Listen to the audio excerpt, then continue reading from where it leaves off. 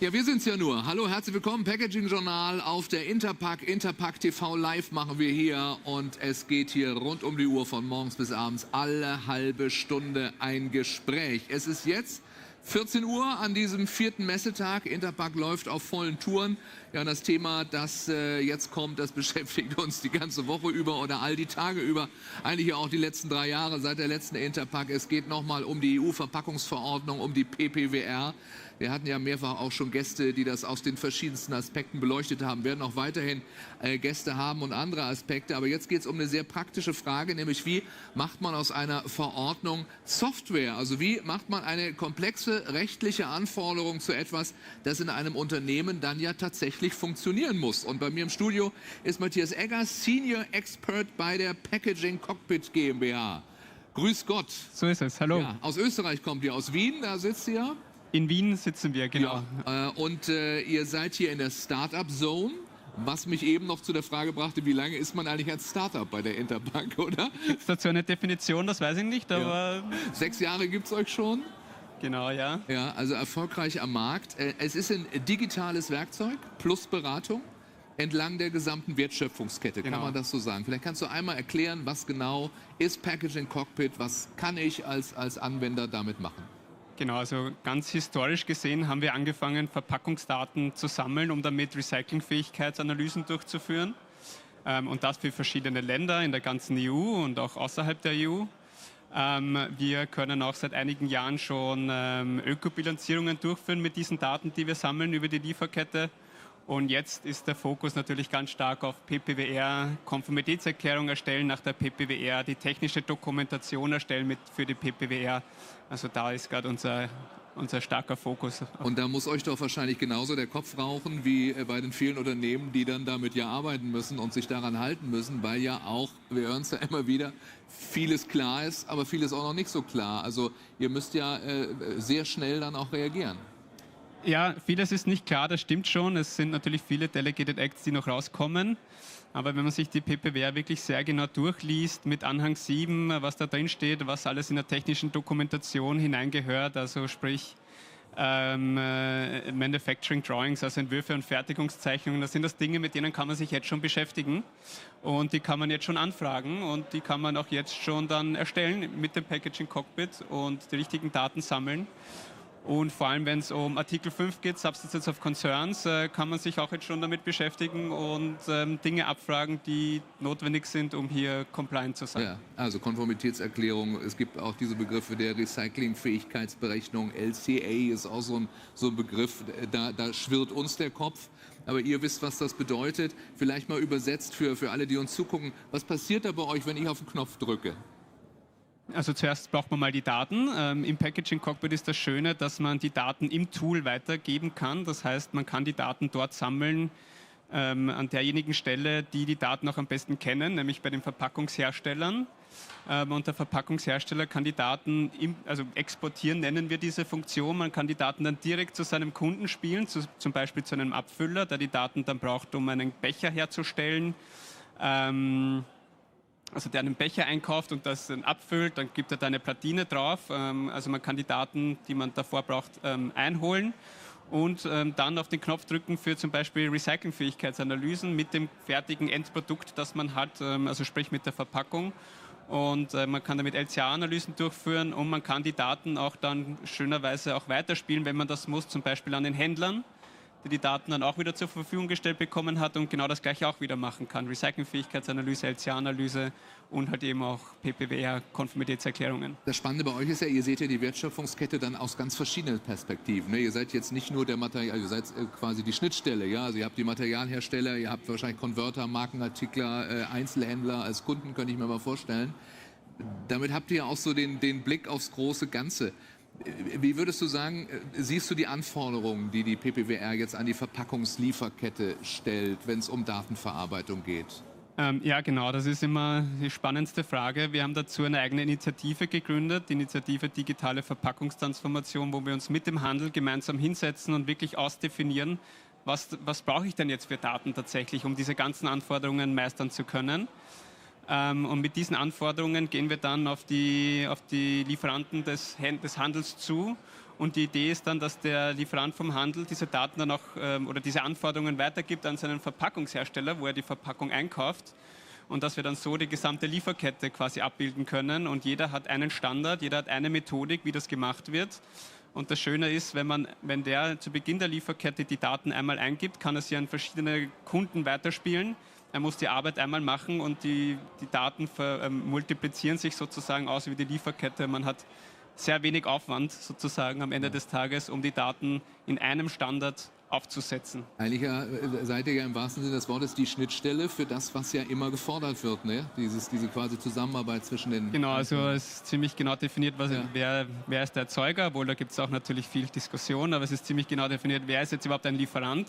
Und ein Lieferant ist eigentlich der Verpackungshersteller, der die Daten zur Verfügung stellen muss. Ja? Und als Erzeuger brauche ich die Daten halt einfach.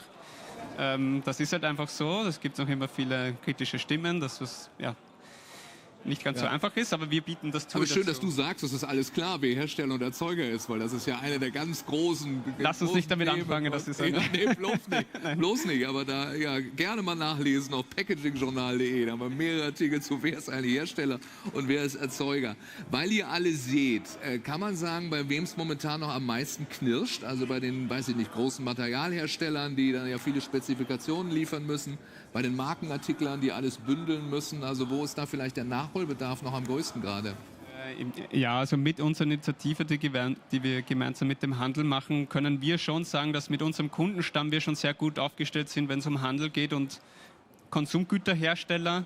Natürlich versuchen wir jetzt auch den Schritt zu schaffen zu dem Verpackungshersteller, dass die auch wirklich Daten hergeben wollen. Da gibt es immer gute Punkte dafür, da gibt es aber auch gute Punkte, also einige Punkte dagegen, aber sehr gute Punkte auch dafür. Und das natürlich auch mit dem Packaging-Cockpit zu machen. Ich finde das toll, du sitzt hier und du bist ja der Erste, der so wirklich sagt, ich weiß, was da passiert alles, weil ihr es wissen müsst jetzt. 12. August ist jetzt das große Datum, das nächste große Datum. Vielleicht auch mal, weil du es so gut weißt und so viel Unsicherheit herrscht. Was ist am 12. August wirklich zu tun? Was müssen wir wissen? Naja, also die Artikel, die nach der PPWR schlagend wären, das ist vor allem Artikel 5, da muss man einfach schauen, dass die Daten zur Verfügung gestellt werden. Da geht es von Labortests für PFAS, die man vielleicht benötigt, bis hin zu Lieferantenerklärungen, die man dafür einsammeln muss. Geht es einfach darum, diese Daten zu sammeln. Und wir mit dem Packaging Cockpit haben dafür auch eine eigene Methodik entwickelt, genau für diesen Artikel 5, weil nicht jeder, der Erzeuger ist, unbedingt alle Verpackungen, die er bekommt, wirklich testen will. Das ist mit ungeheuren finanziellen Mitteln möglich, aber natürlich will niemand so viel Geld ausgeben im Endeffekt.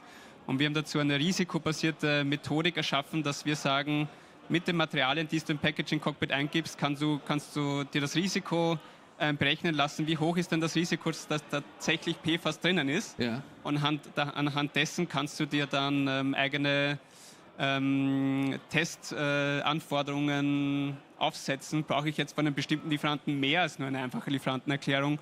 Brauche ich von dem wirklich einen Labortest? Muss ich selber einen Labortest machen und so weiter? Ja? Das ist der große Vorteil, den wir auch anbieten mit dem Packaging. Also ist ja eure Hoffnung, dass ihr jetzt noch bis zum 12. August aber mächtig Nutzer dazu bekommt, oder? Die müssen euch doch da drüben in der Startup-Zone den Stand einrennen gerade. Ja, es kommen schon sehr viele Leute vorbei. Es können noch sehr viel mehr Leute kommen. Halle 7a. Schaut gern vorbei und wir reden über die Themen. Ja. Okay, gut, super. Also da schauen wir uns das an. Mal gucken, ob ihr bei der Interpack 2029 noch in der Startup-Zone seid oder dann doch in einem anderen Bereich. Aber ihr werdet auf jeden Fall hier sein, weil das klingt nach einer Lösung, nach der viele suchen. Ja. Ich hoffe auch. Ja? Matthias Egger, vielen Dank, viel Danke Erfolg. Sehr. Also PPWR, dann mal ganz praktisch und mit der Software-Schnittstelle im wahrsten Sinne des Wortes. Danke bis hierhin und wir melden uns gleich wieder und gucken dann mal, wie Verbraucher auf nachhaltige Verpackungen gucken.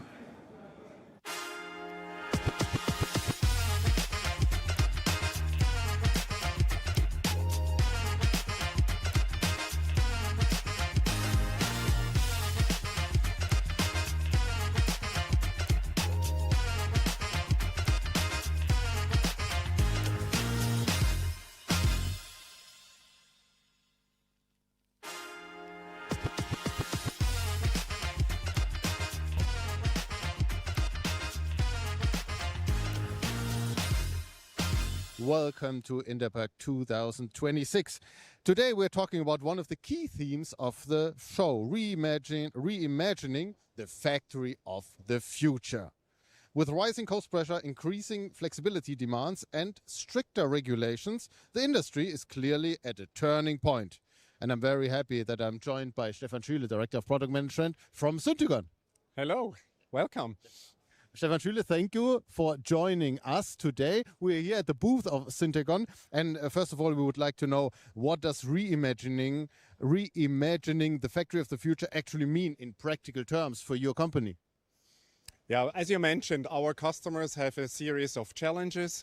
And with the factory of the future, we want to address those challenges. And that's why you're here at the Interpack, at the large booth, to show this to your customers, right? Exactly. We are launching Next, which contains of our two new platforms, machine platforms, one for horizontal flow wrapping called HFX, and one for top-loading cartoning, which is the TRX platform. And in addition to that, we have the automation features, smart, seamless, and touchless. Okay, so you came to Düsseldorf with brand new solutions, right?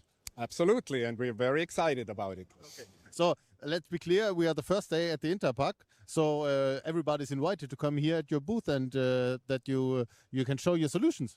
Absolutely, we love to discuss the challenges of our customers here with us, and also to show them how we can help them to make one step in the direction of the factory of the future. I mentioned rising cost pressure, flexibility and regulatory demands, which is currently the biggest challenge. Oh, that's difficult to say. I would say it's a combination of those three.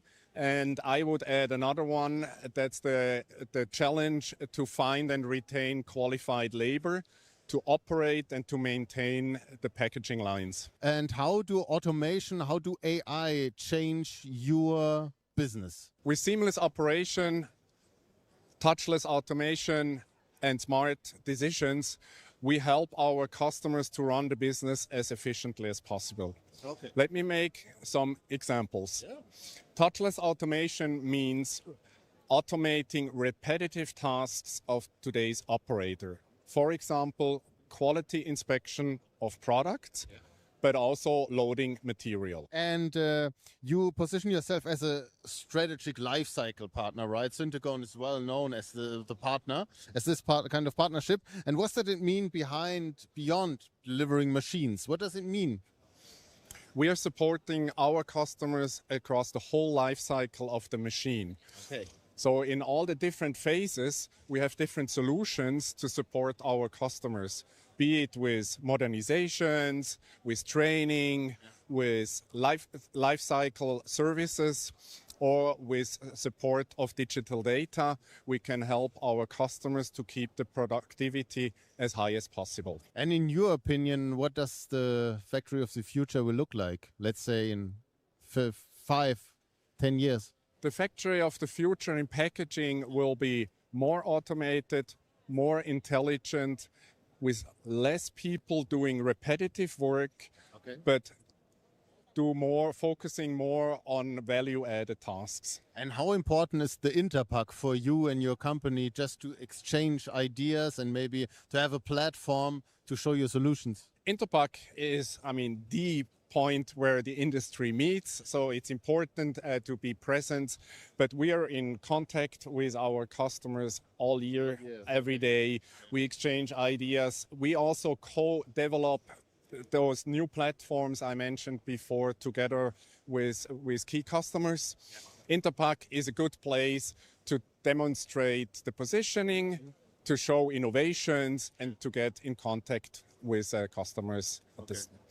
Of course, it's the first day of Interpack 2026, but do you have already received some kind of reactions regarding your solution? So what kind of feedback do you expect? Yeah, we have launched our two new platforms today, and we got very good feedbacks about our automation features, on how we simplify the operation of the machines with a new HMI, but also with our guide by light concept. And last but not least, also our digital approach to collect data and to make those data available on the machine, but also in the office, remote, to make the best decisions for the packaging operation. But can we say at the end maybe that Syntagon is just the right partner to reimagining the factory of the future, right? Because this is your key topic. Absolutely, and we look forward to discuss that with every potential customer. Regarding all the aspects, AI, sustainability, it's all included. Absolutely. So thank you very much, Stefan Schüle, Director of Product Management at Syntagon. I wish you a good trade fair, good exhibition. Thank you very much. Thank you for stepping by. Thank you for joining us. Bye.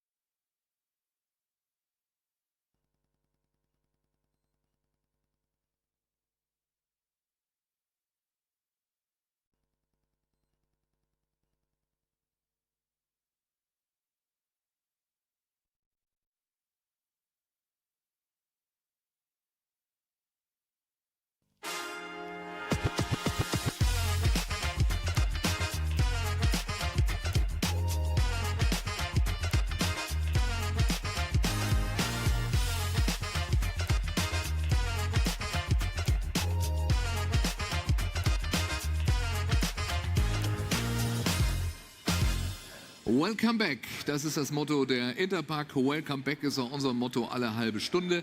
Wie schön, dass Sie dabei sind, dass Sie uns zugucken am Stream oder vielleicht auch dieses Video dann irgendwo mal entdecken bei YouTube oder bei packagingjournal.de. Und dann werden auch seine Kinder wieder ganz wahnsinnig vor Freude schreien. Papa, wir haben dich bei YouTube gesehen. So war es beim letzten Interview, hat er mir gerade gesagt. Dr. Daniel Bornemann, Senior Partner bei der Strategieberatung Simon Kucher. Schönen guten Tag, herzlich willkommen. Hallo, guten Tag. Ja, also Ihre Kinder suchen nach Ihrem Namen und haben gesagt, guck mal da beim Packaging-Journal auf der Messe, da saßt du schon mal. Genau, sie waren halb stolz, halb haben sie gelacht. Ja. Aber war interessant. Solange sie nicht peinlich ist, ist Nein, alles nein, gut. nein, das war's Bei nicht. Kindern ist sehr viel peinlich, was ihre Eltern machen. Das kann so sein. Nein, was sie machen, ist ja nicht peinlich, weil sie haben ja immer was zu erzählen. Das Schöne ist, dass wir mal ein bisschen aus dem, ich sag mal, Hallengeschäft, aus dem Maschinengeschäft, aus den Packmitteln natürlich nicht ganz raustreten, aber mal schauen, für wen machen wir das eigentlich alles und was sagen denn die Leute, die ja das, was hier präsentiert wird, dann mal kaufen sollen, nämlich die Verpackung. Was entscheidet über Erfolg oder Misserfolg der Verpackung? Es gibt von Ihnen immer diese schöne Nachhaltigkeitsstudie. Wie wird das also wahrgenommen? Wir haben zuletzt gesprochen bei der Studie 2025. Die neue ist in Vorbereitung, also wir haben noch keine aktuellen Ergebnisse. Aber wenn wir noch mal zurückgucken, korrigieren Sie mich, die Zahlungsbereitschaft für nachhaltige Verpackungen, das ist uns so in Erinnerung geblieben. 2021 waren 81% bereit, mehr zu zahlen, 2025 nur noch 54% und der akzeptierte Aufpreis liegt mittlerweile bei mageren 8%. Ja, das ist korrekt, wobei es sind 8% aufs Endprodukt. Okay. Wenn man jetzt guckt, wie der Kostenanteil der Verpackung am Produkt ist, ist es immer noch ein erheblicher Hebel. Und es ist richtig, wir machen die Studie jetzt dieses Jahr, ich glaube, das 6. Mal. Und der Anteil Leute, die bereit sind zu zahlen, nimmt kontinuierlich ab. Allerdings nicht die Bedeutung von Nachhaltigkeit. Es ist eher so, dass die Konsumenten es einfach sie setzen es voraus. Das also es ist normal geworden, genau. Ja. Es ist eher so, dass ich nenne es jetzt mal schmutzige Verpackung wird nicht mehr akzeptiert. Ja. Und ergo ist halt auch keine explizite Zahlungsbereitschaft. Ja. Aber geht man durch den Supermarkt, man kann Nachhaltigkeit nicht aus dem Regal denken. Jede Verpackung ist in irgendeiner Form gelabelt, hat eine Recyclingangabe oder irgendwas. Also insofern ist es einfach normal geworden. Ja. Bei den Herstellern ja auch, sagen Sie, ne? Wenn das so Ihr Eindruck auf dieser Messe ist. Ja. Ist angekommen und es wird gar nicht mehr rausgestellt, weil es ist, wie es ist. Es ist absolut normal, es ist eines der zentralen Themen. Es verändert sich im Sinne von, es ist jetzt früher hatte man Greenwashing und. Es ist jetzt einfach ein normales Thema geworden. Es ist aber nicht weniger wichtig, sondern es ist eigentlich überall. Es hat sich ein bisschen dann verschoben. Es ist auch mehr fast ein Compliance-Thema. Jetzt durch die PPWR wird es getrieben. Aber auch da, es ist halt, die PPWR ist da. Man kann jetzt noch abwarten, ob sich irgendwas noch ändert.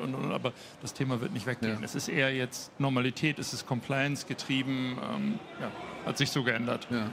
Ein Wert noch, dann hören wir auch auf mit der Studie, die dann schon fast ein Jahr alt ist. 66% halten möglichst wenig Verpackung für das wichtigste Nachhaltigkeitsmerkmal. Also nicht Material, nicht Rezyklat, sondern Reduktion. Ja, und das ist ja auch ein Stück weit was die PPWR aufgreift, dass ich ihm keine Luft mehr verschicke. Also insofern ist das eine Sache, die sowohl vom Gesetzgeber gepusht wird, als auch von den Konsumenten. Ich meine, jeder kennt das, man öffnet das Amazon-Paket, ist 80% Luft oder die Cornflakes-Verpackung und das akzeptieren Konsumenten in der Form nicht mehr so. Und da geht sowohl der Druck des Konsumenten als auch der Gesetzgeber geht darauf ein. Absolut. Ist vielleicht für die Industrie nicht die beste Nachricht. Auf der anderen Seite, wenn ich da nicht innovativ mitgehe, ja, ich muss den Konsumenten da irgendwie mitnehmen und auf ihn hören. Also insofern, es ist, was es ist. Wenn Nachhaltigkeit, ich sag mal, in die zweite Reihe gerückt ist, weil sie einfach als gegeben angenommen wird, was steht dann Ihrer Meinung nach auf Platz 1 in der ersten Reihe, wenn Sie jetzt auch hier über die Interpack laufen, heute bei Ihrem Speeddating, wie Sie mir gerade gesagt haben? Ich befürchte eher Volatilität bei den Kosten, Iran und Co., Zahlungsbereitschaft. Die Industrie ist im Moment so ein bisschen in der Klemme. Die Kosten gehen hoch, es ist aber eben nicht so wie vor 3-4 Jahren, dass Lieferketten stehen und der liefern kann, König ist, sondern die Kosten gehen hoch und der Einkauf sagt, ich zahle nicht. Also eher diese Klemme aus Kostendruck, Volatilität, einige Rohstoffe, Sprichwort Iran, sind knapp. Ich habe aber Probleme, es durchzubringen. Also das ist, glaube ich, wirklich die Klemme gerade. Und das verdrängt dann auch die Sustainability-Thematik? Ich würde nicht sagen verdrängen, aber es ist schon noch diese Umsatzlücke, Kapazität füllen, gleichzeitig Kostendruck, das ist schon ein Sandwich, was die Industrie beschäftigt. Ja. Genau. Supply Chain immer ein großes Thema, aber jetzt natürlich unter diesen Bedingungen ganz besonders. Absolut, ja. Was würden Sie sagen, wer ist da gerade besser aufgestellt? Also Konzerne mit ihren globalen Lieferketten oder vielleicht sogar der fast schon regionale Mittelstand? Oh, das ist schwer zu sagen. Ich glaube, das hängt extrem von der spezifischen Situation ab. Manche Verpackungsmittelhersteller haben sich ja auch Recyclinghersteller quasi integriert, dass eben das PET nicht mehr auf dem Markt, sondern das recycelte PET direkten Zugriff haben.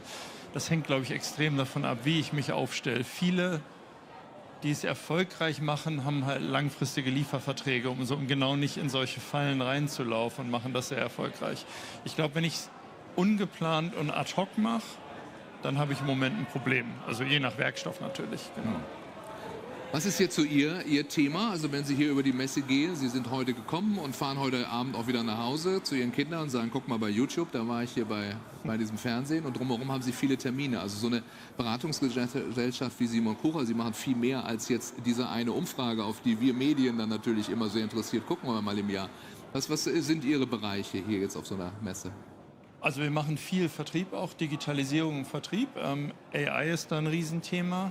Nicht so sehr in der Verpackung selber, da gab es ja auch immer wieder mit Barcodes und RFID und Co. Das sind nach wie vor smarte Verpackungen, sind nach wie vor Nischenthemen. Kommt auch aus der Nische nicht wirklich raus, weil es halt für ein teures Medikament Sinn macht, für einen Massenmarkt im Supermarkt eben halt nicht. Aber gerade im Thema Vertrieb, im Thema Produktion, bei den Maschinenbauern ist eher ein Thema, im Thema Digitalisierung, Vertrieb. Wie kann ich AI nutzen, um im Vertrieb effizienter zu sein, schneller zum Ziel zu kommen, die Kunden besser zu segmentieren? Das sind große Themen für uns. Also AI eher im, ich sag mal, Backoffice und dann im Vertrieb, genau. Ja, nicht auf der Verpackung selber. Absolut, auf der Verpackung ist es eher nach wie vor ein Nischenthema und ich glaube, das wird Also das Bis ist auf bei der weiteres auch so. QR-Code und so, das Ja, ist jetzt genau. nicht viel AI eigentlich. Ja. Das ist nicht viel AI, genau. Da druckt man Code auf die Verpackung und da, wo es wirklich smarter wird, wird es dann auch schnell teurer. Wie gesagt, macht vielleicht für ein Medikament, was ich tracken will, Sinn, aber jetzt nicht für normales, die Schokolade im Supermarkt für 1 Euro. Das ist ja eher beruhigend dann auch für viele Unternehmen, oder? Weil das ist ja so diese 2 Buchstaben KI oder AI, der sagen wir, oh, da müssen wir irgendwas und aber was denn nur? Da sagen Sie also, im Bereich Verpackung muss nicht vorerst. Zumindest nicht, was die Verpackung selber betrifft, sondern wirklich eher die Kette dahinter, genau. Also Backoffice, Produktion, Maschinenbau, ein Riesenthema, aber nicht auf der Verpackung selber. Ja. Wenn wir so jemand wie Sie hier haben, kann man auch ein bisschen mal fürs Verpackungsgeschichtsbuch schon mal was hinterlassen. Wir haben jetzt 2026, wir sehen uns dann spätestens zur Interpack 2029 wieder hier. Welche Themen werden die Branche denn dann beschäftigen? Also hoffentlich ist die Großwetterlage ein bisschen besser, dass die Konjunktur brummt. Das hilft natürlich jedem, ganz egal, wo man hinguckt, ob man in den Supermarkt guckt, ins Restaurant, ins Industriegeschäft. Je besser die Großwetterlage, desto besser. Ansonsten werden die Themen, glaube ich, nicht vollständig anders sein. Nachhaltigkeit wird weiter Normalität sein und absolut ein Thema sein. Die PPWR wird ja 2030 richtig scharf geschaltet. Insofern, ich glaube, wer bis dahin nicht vorbereitet ist, der wird es wahrscheinlich auch nicht mehr Das schaffen. haben wir 2023 auch schon gesagt. Für den, was jetzt der 12. August ist. Aber gut, geben die Hoffnung nicht auf. Fairerweise sind die Unternehmen schon weitergekommen, aber also 2030, wer dann in 3 Jahren nicht vorbereitet ist, wird wirklich ein Problem haben. Aber ich glaube viele Themen werden weiter aus dem Hype in die Normalität übergehen, werden einfach weiter fortentwickelt. Die ganzen Recycling-Themen werden sich weiterentwickeln. Ich glaube nicht, dass die Industrie einmal auf links drehen wird, sondern einfach kontinuierlich weiter Normalität. Themen werden gesetzlich gepusht, werden gleichzeitig von Kunden gepullt. Wird einfach weitergehen. Ja. Und verpackt wird immer. Verpackt Das wird ist immer, dieser genau. eine Satz, der uns immer noch hoffen lässt. Das ist, glaube ich, auch so ein Learning, diese extremen Trends, dass ich nur Nachhaltigkeit habe oder ich habe nur Papier oder ich habe nicht mehr verpackt. Verpackung ist immer ein System, Verpackung muss immer Sinn machen und ich will eben nicht in den Supermarkt gehen und sensible Sachen unverpackt haben. Das sind Hygienethemen, die werden sich nicht ändern. Also das ist so ein bisschen, vielleicht sagen wir, der Hype wird ein bisschen weggehen und die Normalität wird in den Themen wiederkommen und das wird sich, glaube ich, fortsetzen. Und wie gesagt, bei einigen Sachen dann Barrierelayer zu haben, ist bei einigen Produkten einfach hilfreich. Besser ist, ja. Genau. Okay. Sagt der Mann mit der Glaskugel irgendwie, aber auch mit der Beratung und mit den Studien. Und wir freuen uns schon auf die nächste, die dann auch irgendwann kommt. Und schicken Sie uns, damit wir sie veröffentlichen können. Ansonsten wollen Sie Ihre Kinder noch grüßen bei YouTube. So. Gruß. Super, vielen Dank. Gruß daheim und vielen Dank fürs Zugucken. Wir sind gleich wieder zurück. Sehr gerne.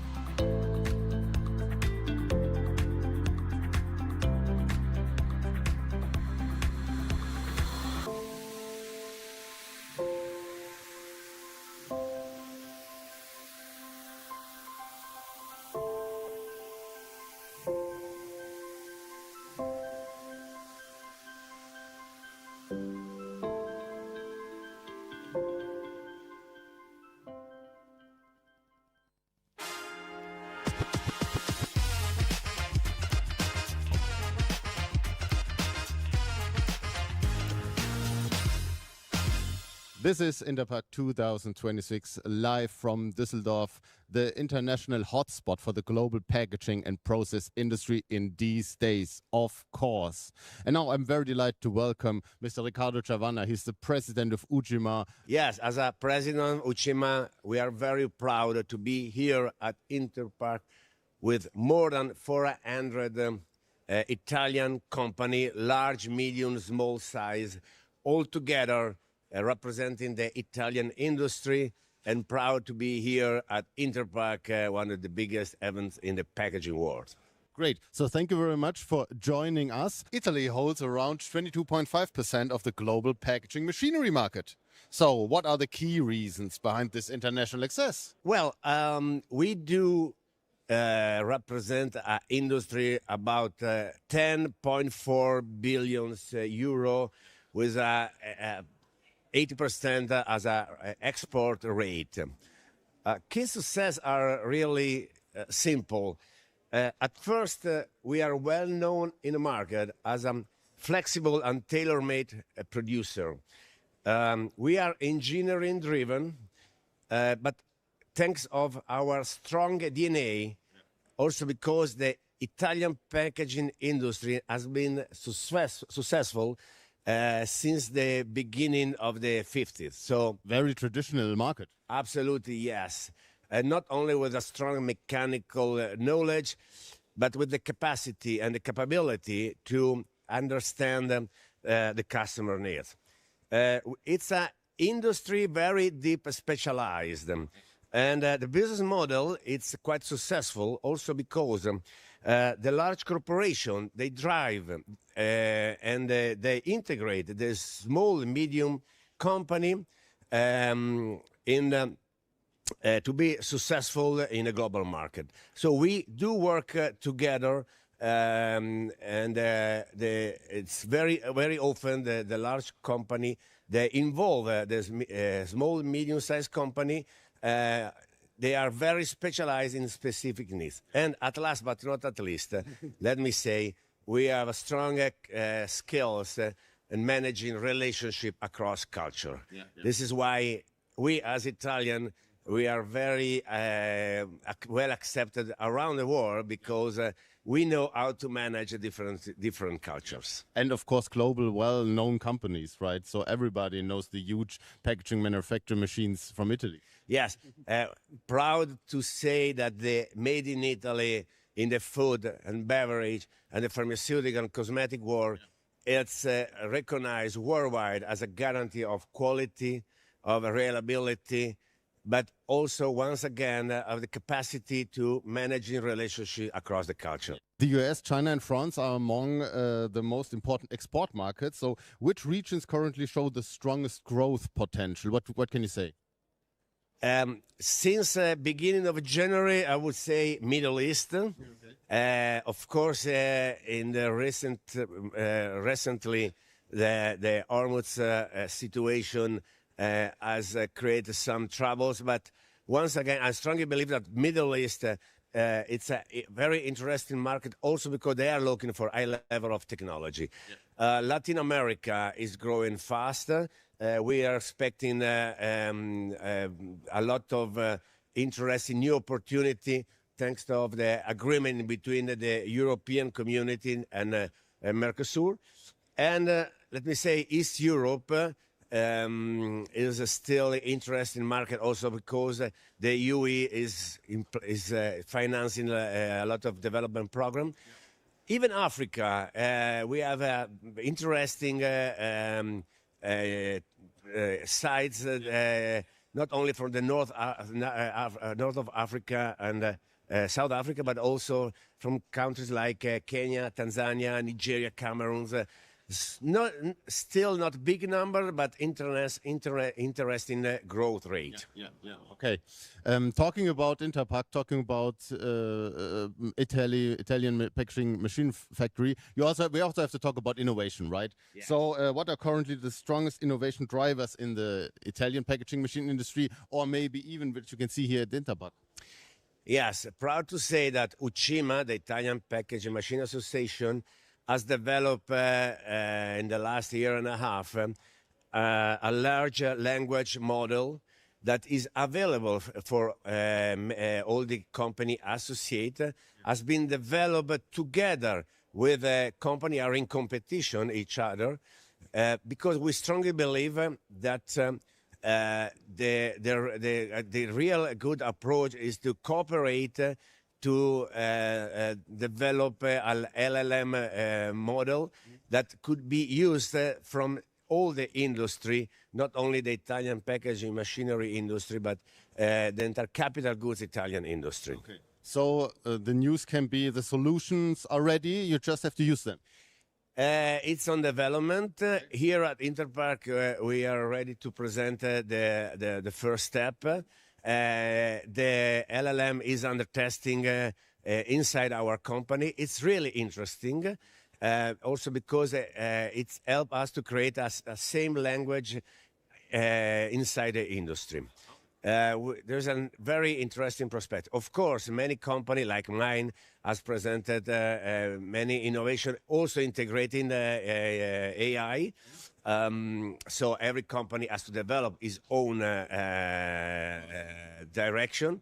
But Uchima could be a very important part of aggregation. Yeah.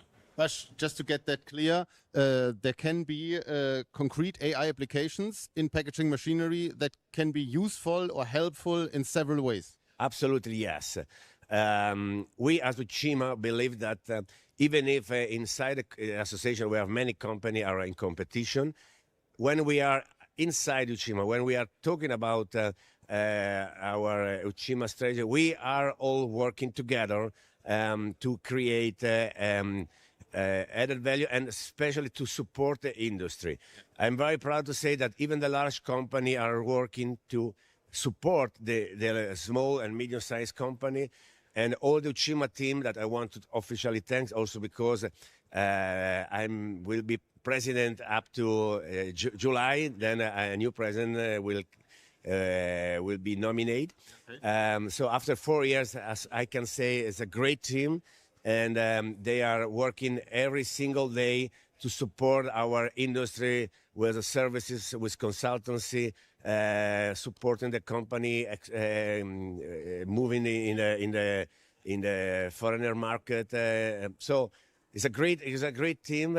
And let me say that we increased the number of the associates in the last 4 years about 40%. And I'm proud to say that we arrive at 200 members that represent, I think, 90% of the whole industry. So also in future, collaboration will be the key? Absolutely, yes. And the president changed, but Uchima is a concrete, great support for the Italian industry. So I wish you the very best for your after Uchima life, right? So you did it great. Thanks for joining us today. Great thanks to Interpack and a great wish to all the exhibitor. We are living different and tough times, but the industry is alive, is strong, and is so specialized. There's plenty of innovation. So proud to be a member of the packaging world. No more needs worded. Thank you very much for joining us, Ricardo Tavanna, and good luck for the Interpack 2026. Thank you and goodbye.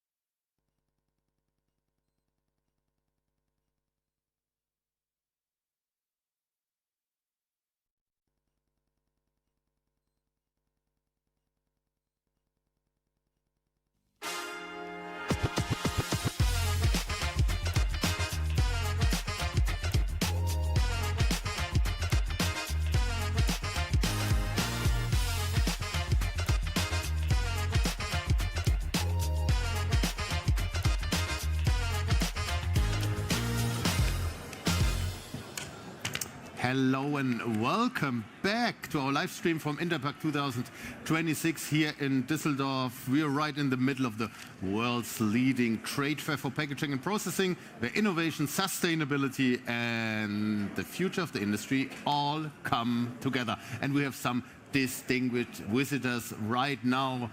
It's Dr. Johannes Bergmeier from the World Packaging Organization. Hello, nice to meet you. Hello, thanks Fine to be here.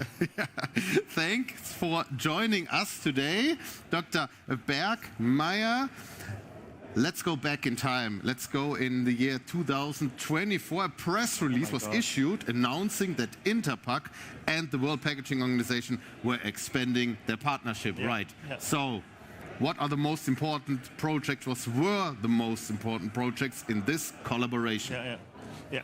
Let me stress out, the partnership was there always, I guess. Yeah? Yes. In 2024, we brought it to a new level, and we said, okay, we also formalize it a little bit, that we really have it on paper. Yeah, and because it's natural. Yeah, Interpack is the one trade show, global trade show, and the meeting point of packaging technology worldwide. And WPO is the institutional body of packaging and packaging institutes around the world. So it's just natural that they go together. And there are very important projects where we said, okay, it makes sense that we work together. Yeah, the most important for me also personally is the Safe Food Initiative, which is run by Interpack already for many years, and also WPO. It started for WPO in 2016, I think it was. Was 16 in Interpack here or 17? 16 or 17 something. We started also with this topic. The funny thing is, I was Vice President Sustainability of WPO that time, and it was a little bit my baby. And I said, hey, this is a topic we have to focus on. Yeah?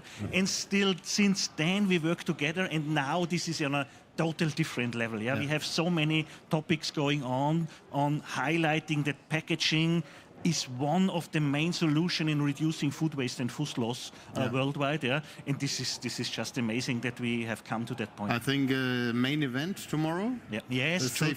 The Safe Food event. So everybody is welcome, or how is the process? Yeah, this is everybody is welcome. Okay. It's in front of Hall 1. First floor up there. Yeah, starting at 10:30.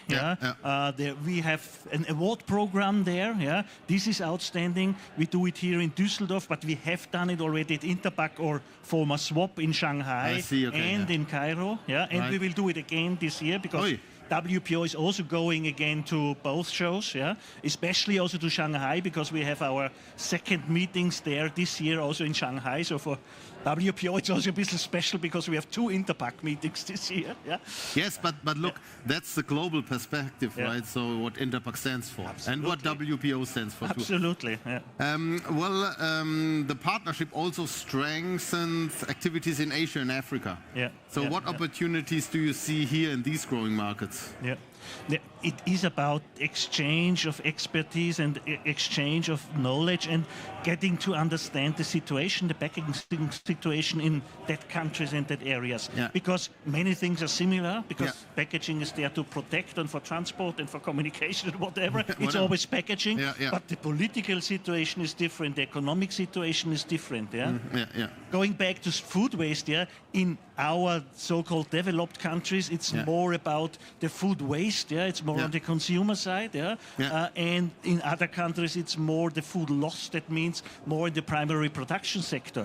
But we have both effects in both, in all areas, and we have to learn from each other, and just together we can grow and get better in that sense. Communication, collaboration, as I learned since Thursday. And this is also the parallel between Interpack and WPO. WPO is a really international organization. We have members from all continents. I think the W stands for world. Right? World. But you know there are so many things calling world, but then you see out. Okay, it's Europe and 1, 2, 3 others. Our president is from Brazil. The vice presidents are from Ghana, from Lebanon, and from Australia. So, and from Sweden. Okay. With women in packaging, Interpack and WPO are sending an important message on diversity. How can the industry, let's say, become more inclusive in the long term? Again, it's a cultural issue. It's different from country to country or from region to region. But also here, it works, and I think I'm quite proud to say that WPO could be a role model there, yeah, because it's mainly driven by women. Meanwhile, so. Our president is a woman, Luciana Pellegrino from Brazil. Yeah. Vice presidents half, 50% of women. Yeah? But again, it's the same. It's understanding what's in the country, and you need a pack of actions, of information material, of knowledge hubs and bases, and then you can see, okay, what in which country works best, what is the way in that area that we can strengthen the situation, in that case, in the role of women in packaging, and this is how it works, That's how it works. Interpack and WPO, again, it's just natural that we work together in that cases, Right. I think very important event was last week already, the World Global Packaging Awards 2026. And you have honored, I think, 234 winners from 36 countries. For thank you that you have the number. Yes.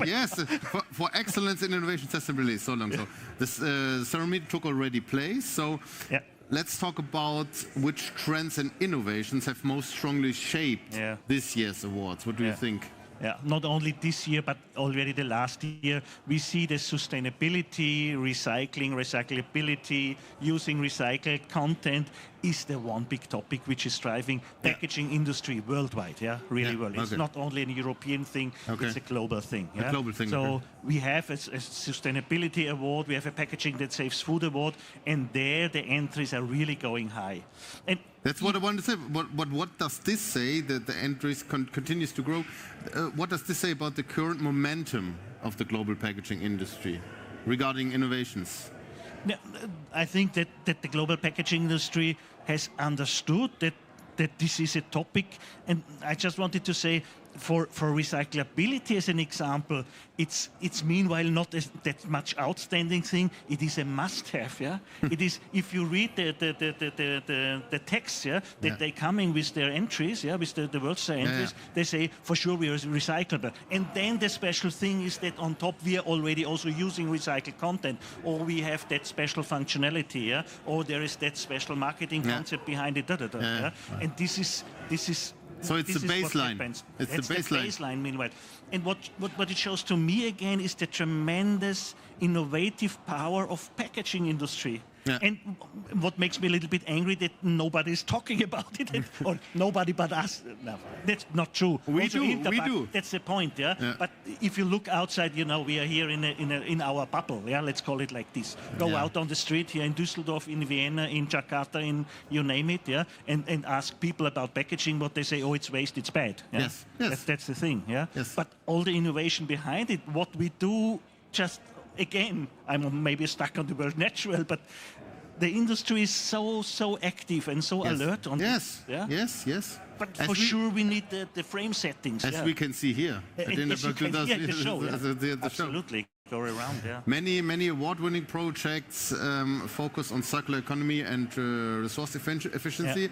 How strongly is this transforming the industry? It's a fundamental transformation, But and as mentioned, we see it in the. It is not the. It is not the. Meanwhile, not a special thing. It is a must-have.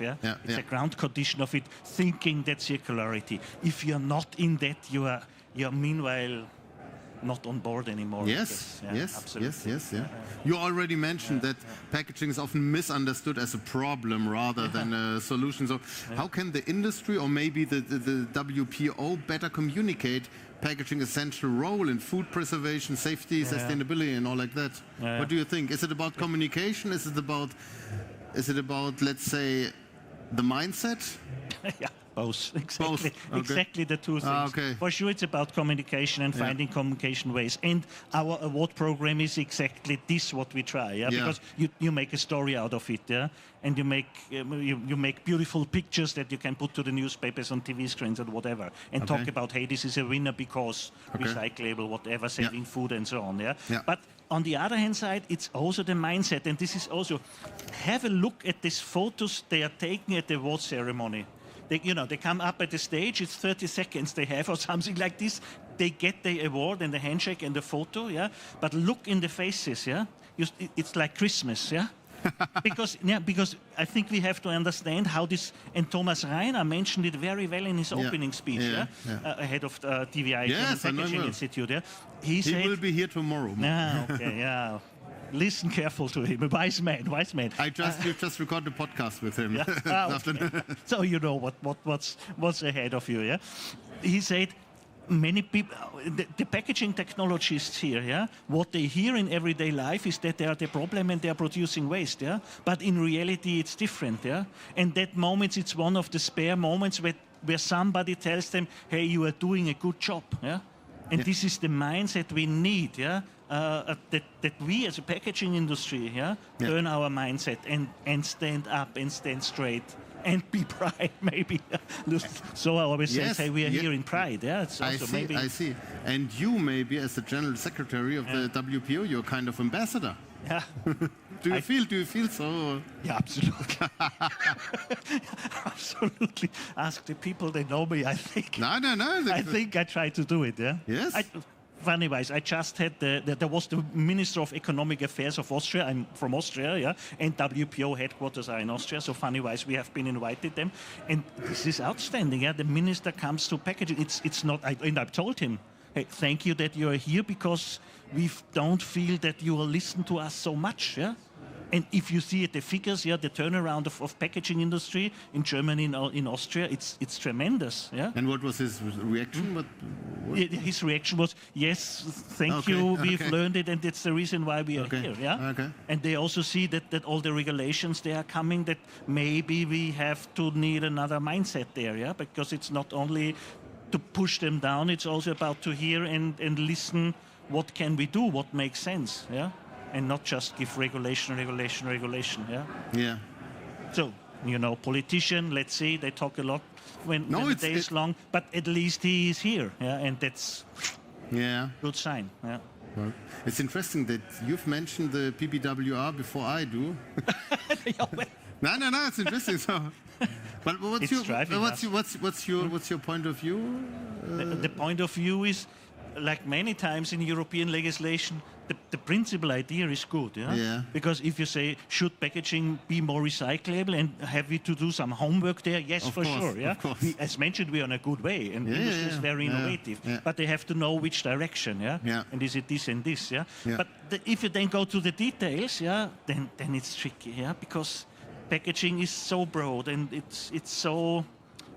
seems to be so easy, but it is not. It isn't. Yeah, no, it isn't. Because the situation is so different. So and I don't want to be a politician writing this legal text, yeah, because it's also a nightmare, yeah, to do a really good job there, yeah. But this is what it is. PPWR is giving us, I think, the good direction, yeah. Well, it's the frame. It's the framework, and then now, especially this situation, yes, we have these general rules, but we are missing the concrete details on how to fulfill it, yeah.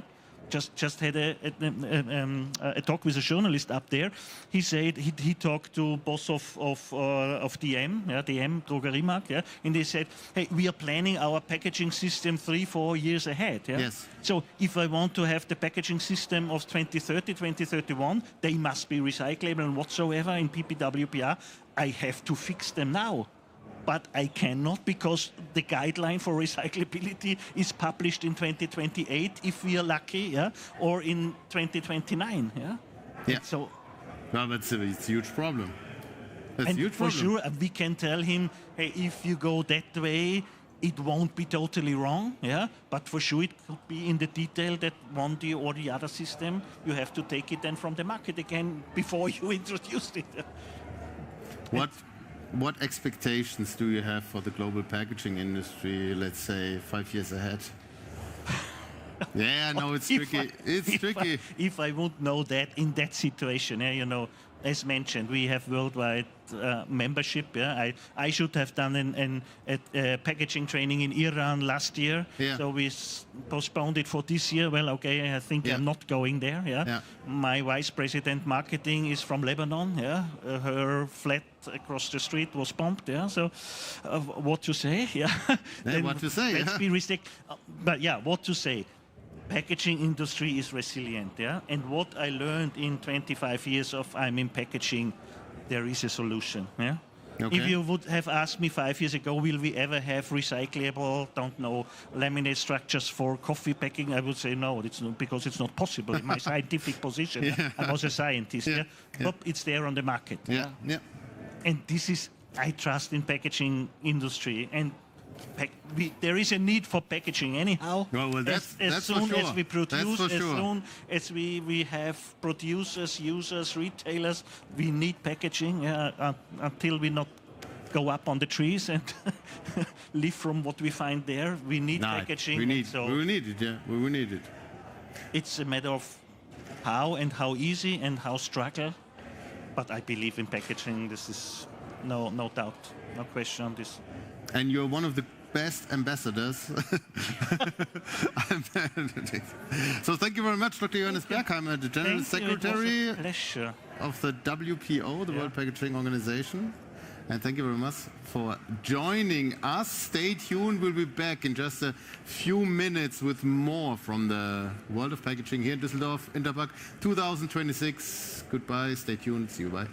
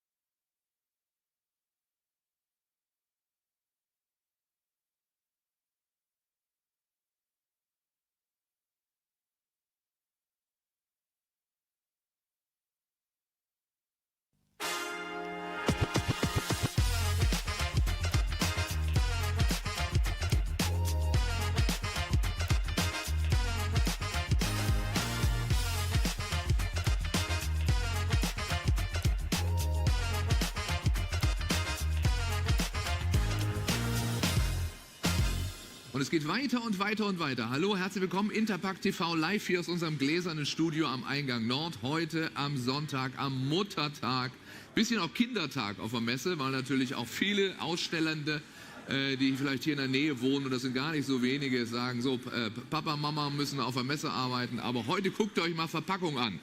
Und Mütter sind auch dabei, aber wir haben noch keine Blumensträuße gesehen. Schön, dass Sie dabei sind. Wir reden jetzt über die schöne Banderole. Wenn ich Sie frage, wann hatten Sie zuletzt eine Banderole in der Hand, da würden Sie vielleicht sagen, na, weiß ich jetzt nicht, aber gibt es das so oft vielleicht um den frischen Frottee-Bademantel im Hotel oder die Zweierpackung Zahnpasta im Drogeriemarkt. Banderolen sind, kann man sagen, eines der unauffälligsten Verpackungselemente überhaupt. Und genau deshalb ja so spannend, denn sie machen das, was die Verpackungsindustrie so dringend braucht. Sie halten Dinge zusammen und das mit sehr minimalem Materialaufwand. So, und bei mir im Studio ein Schweizer Maschinenbauer, der das mit dem Unternehmen, für das er arbeitet, zur Perfektion hinaufgepusht hat. ATS Tanner Bending Systems aus der schönen Schweiz. Und das ist Claudio Hochstädtler. Ich grüße Sie. Ja, genau. Grüße Sie auch. Danke für. Sagt man Grüezi da, wo Sie herkommen in der Schweiz? Man sagt das ja nicht überall unbedingt. Wie meinen Sie, sorry? Darf ich Grüezi sagen? Ist das Absolut. bei Ihnen auch? Ja, okay. Ja, absolut, ja. Mehr Schweizerisch kann ich leider nicht. Passt soweit. Herzlich willkommen bei uns jetzt. Herzlich willkommen auf der Interpack in Düsseldorf. Für Sie natürlich auch alle 3 Jahre das große Thema. Wie läuft es bisher bei Ihnen? Wir hatten einen guten Start. Die ersten paar Tage waren viele interessante Gespräche, die auch vereinbart waren schon zu Beginn. Jetzt, ja, Muttertag, Sie haben es angesprochen, da konzentrieren sich viele vielleicht auch wirklich auf die Mutter, nicht so wie wir die am Arbeiten sind, genießen das schöne Wetter. Ist etwas ruhiger, aber war ein guter Start und wir hoffen, dass dann Montag wieder weitergeht. Ja, morgen wird es richtig voll nochmal, Dienstag auch. Also da haben Sie auch hier ganz viele angesagt, weil viele eben sagen, wir kommen Montag, Dienstag erst. Erklären Sie uns vielleicht einmal für die, die nicht so ganz fit sind im Banderolieren, was ist das, was unterscheidet das von anderen Verpackungsverfahren, wie zum Beispiel dem Schrumpfen? Ja, grundsätzlich Bandolieren ist einfach, salopp gesagt, ein Band um Dinge herum. Sie haben es sehr gut im Eingang erwähnt, das ist ein minimaler Verpackungsaufwand, minimales Material, das auch eingesetzt werden wird. Und die Vielfalt ist unglaublich groß, was damit gemacht werden kann. Im Speziellen zum Schrumpfen, was im Moment ein Riesenthema ist natürlich auch das Material, das eingesetzt wird. Wir versuchen möglichst auch auf Verpackung mit Kunststoffanteil zu verzichten. Da haben wir viele Lösungen auch, die auf wirklich reiner Papierbasis funktionieren. Zum einen das Material selbst ist dann interessant, weniger Plastik, recycelbar ist ein großes Thema, Trennung der verschiedenen Produktgruppen auch hier und auch nur schon auch die Energie, die gebraucht wird, um so ein Produkt herzustellen, um das Band, um die Dinge herumzumachen. Energieverbrauch bei einer Schrumpffolie, die dann mit viel Strom und Energie und Wärme geschrumpft wird, das ist alles obsolet, ist alles nicht nötig bei uns. Sehr simple Anwendung und trotzdem viel Möglichkeiten damit. Was sind so typischerweise die Gründe, dass sich ein Hersteller für die Banderole entscheidet? Und welche Gründe sind vielleicht auch dazugekommen jetzt erst in letzter Zeit? Ja, dazugekommen vielleicht zu Beginn weg ist dann natürlich auch schon der Druck der amtlichen Seite. Die neue Verpackungsverordnung hat einen massiven Einfluss auf unser Geschäft. Weg von Plastik, hinweg zu recycelbaren Komponenten. Auch sehr stark auf Papierbasis, das ist natürlich ein Riesenschub, der auf uns zugekommen ist. Nur schon vorweg ist natürlich auch die Anwendung, ja, die Effizienz vielleicht, die Geschwindigkeit auf der Maschine, aber schon auch Reduzieren des Volumens an Material, das eingesetzt wird. Die Einfachheit, einfach die Produkte in die Maschine einzuhalten, es wird bandoliert. Und da ist das Interessante auch, es gibt manuelle Maschinen, die kann man hinstellen, Plug and Play, wie es so schön heißt auf Neudeutsch. Simple Anwendung, aber die kann jeder bedienen, ohne große Einarbeitung, bis hin zu komplexeren Systemen, die dann vollautomatisierte Prozesse erlauben. Und da ist die ganze Bandbreite, können wir abdecken damit. Ich habe so 2 Sachen am Anfang genannt, aber es gibt viel mehr. Also wo begegnet uns als Verbraucher vielleicht eine ATS-Made-Banderole, ohne dass wir vielleicht erst dran denken oder es merken? Ja, also die klassische Anwendung ist zum Beispiel ein Multipack, wo mehrere Produkte zusammen gebündelt werden, vielleicht im Kaufhaus, im Geschäft, wo man sagt, ja, ich habe vielleicht die Gemüseverpackung, die 3 Zucchetti zusammen, die werden zusammen an den Band gehalten und eben das fällt dann gar nicht auf, weil es einfach nicht so stark optisch einen Eindruck macht. Und das wäre so eine klassische Anwendung, Multipacks zum Beispiel, aber auch Multipacks vielleicht für die Pharmacies, für die Pharmaziehersteller von Produkten, die vielleicht dann aus der Box heraus ins Gestell müssen. Früher waren da jedes Mal eine Kartonbox nötig. Heute ist es die Banderole, die man einfach rausnehmen kann. Man kann sie von Hand aufreißen, braucht kein Werkzeug, um sie wegzureißen. Stellt das Produkt hin und man hat es fertig. Geht aber auch weiter, geht bis zur eigenen Beschriftung vom kompletten Produkt. Eine Tischdecke vielleicht, die ist mit einem Band drumherum, eine als Funktion, es hält zusammen, aber auch mit dem bedruckten Band direkt auch schon kein zusätzliches Etikettier, kein Etikett nötig, man kann direkt die Banderole vorbedruckt haben. Das wären so die klassischen Anwendungen, würde ich mal sagen. Aber ja, wie gesagt, endlose weitere Möglichkeiten. Es geht so gut wie alles. Das ist auch ein Versprechen, das Sie auf dieser Messe gegeben haben. So von wegen, bringen Sie uns Ihr Produkt, wir machen eine Banderole rum. Es gibt quasi nichts, was nicht geht. Wo die Grenzen sind, können wir gleich nochmal sprechen. Wir haben dieses Versprechen ernst genommen, wie hoffentlich auch viele andere. Und wir haben einfach mal gesagt, es ist so, wir haben natürlich ein Magazin, Packaging-Journal. Kennt man, gerade im Zeitschriftenbereich wird viel banderoliert, auch im Handel möglicherweise. Absolut, um so ein Bundle eben im wahrsten Sinne des Wortes zu machen. Kann und ist kein Problem. Wir haben auch gesagt, wir naschen sehr gerne, deswegen haben wir ihm noch ein paar Süßigkeiten oben drauf gegeben und Sie haben uns das banderoliert und das können wir uns einmal angucken. Es hat tatsächlich funktioniert. Ja, genau. Was man hier sehr schön sieht, es ist eine eckige Basis, eine runde Oberschicht, sage ich jetzt einmal. Also grundsätzlich nicht das Einfachste, was man banderieren könnte, oder was man verbinden muss irgendwie ein Stück weit. Weil es zwei verschiedene Größen sind und weil es eine glatte Oberfläche ist, oder? Ja, dann wird es halt eine eckig ist, das andere rund, das kann abrutschen und es ist schwierig vom Gewicht her. Aber eben, man hält das in die Maschine, Sie haben das auch gesehen hier, hinein und Knopf drücken oder automatisch und dann hat man das Resultat auf dem Tisch. Ja, und es hält. Und es hält gut. Also da ist Zucht drin, tatsächlich. Ja, genau. Ohne dass es reißt. Das ist ja wahrscheinlich dann die Gefahr. Wir müssen genau den Punkt erreichen. Ja, das kann man sehr. Reißt, das wäre wünschenswert, ja genau. Das muss ja auch funktionieren am Ende. Ja, das ist sicherlich die Herausforderung dann auch, welches Produkt es sich genau handelt. Hier in diesem Fall Papier, was wir immer versuchen als erste Lösung anzubieten, weil wir haben 100% Papieranteil drin, was für uns sehr wichtig ist, und auch für unsere Kunden dementsprechend wichtig ist. Aber ja, nicht überall funktioniert Papier, wenn man scharfkantige Oberflächen hat. Es gibt gewisse Herausforderungen, die wir dann auf anderes Material Kann man sagen, wo es aufhört? Also wo es dann schwierig wird? Bei welchem Material, bei welcher Oberfläche, bei welchem Gewicht auch? Ja, Gewicht ist vielleicht etwas speziell. Es geht um die 20, 30 Kilogramm. Also ist schon viel Power drin in diesem Band. Oberflächen vielleicht wären das so die Badezimmerfliesen, die haben eine scharfe Rückseite auf der einen Seite. Und das ritzt das Papier nur schon ein und da ist dann auch das Papier wirklich am Limit dann. Ja. Hat Sie ein Kunde vielleicht in letzter Zeit mal überrascht mit irgendeiner Anwendung, wo er sagte, na, ob ihr das schafft und dann ging es aber doch? Ja, ein klassisches Bild wäre vielleicht Autopneus zum Beispiel, wo wir einen Kunden gewinnen konnten. Der ist ein Online-Handel, das heißt, die Pneus werden wirklich mal per Post verschickt. Ja. Und da es sind Reifen, ne? Reifen, genau. Entschuldigung. Ja, macht ja nichts. Mein Schweizer Hochdeutsch drückt etwas durch hier. Ja, genau. Große Reifen. Große Autoreifen, genau. Und die wollten man bandolieren, aber hat einen Basiskarton genommen als Basis, um das Ganze zu verschicken, hat mit 2 Banderolen die Ecken hochklappen und fixieren können. Und das ist auch eine simple Anwendung, die umgesetzt worden ist. Und das ist schon dann Herausforderung vielleicht, was ist möglich, oder? Eine andere spezielle Anwendung wäre in Käse zum Beispiel, der dann im Reifeprozess dann mal etwas verläuft, weil er dann Gewicht hat im Lauf der Wochen, in der er reift. Und wir konnten um diesen Käse herum ein Band fixieren, damit der Käse nicht verläuft, nicht an Form verliert und so seine Struktur halten kann. Das 2 spezielle Produkte vielleicht aus diesem ganzen Bereich. Ja, aber spannend, ne, woran man denken muss dann zum Beispiel, ne, dass dann etwas an Gewicht verliert, auch mit der Zeit. Und das muss ja dann mit eingepreist und eingeplant sein. Das sind sicher die Herausforderungen, die man hat, auch bei Frischlebensmitteln zum Beispiel, auch bei Zucchinis zum Beispiel. Die verlieren auch Feuchtigkeit mit der Zeit, auch wenn sie nur ein paar Tage alt sind. Das sind sicher die Themen, die man uns bewusst anschauen muss. Was kann uns erwarten im Lauf der Haltbarkeit des Produktes? Und sind die Herausforderungen, die man hat. Andersrum ausgedrückt, auch jetzt mit diesen 2 speziellen Beispielen, man denkt vielleicht immer nicht direkt ans Banderolen, an die Möglichkeiten, was möglich ist, aber wenn man sich damit befasst, wenn man sich damit mal wirklich allenfalls konfrontiert, sieht man wirklich, hey, das gibt wirklich ganz, ganz viele Lösungen, die wir anbieten können damit. Also es geht mehr, als man selber denkt und als die Hersteller wahrscheinlich eben auch denken.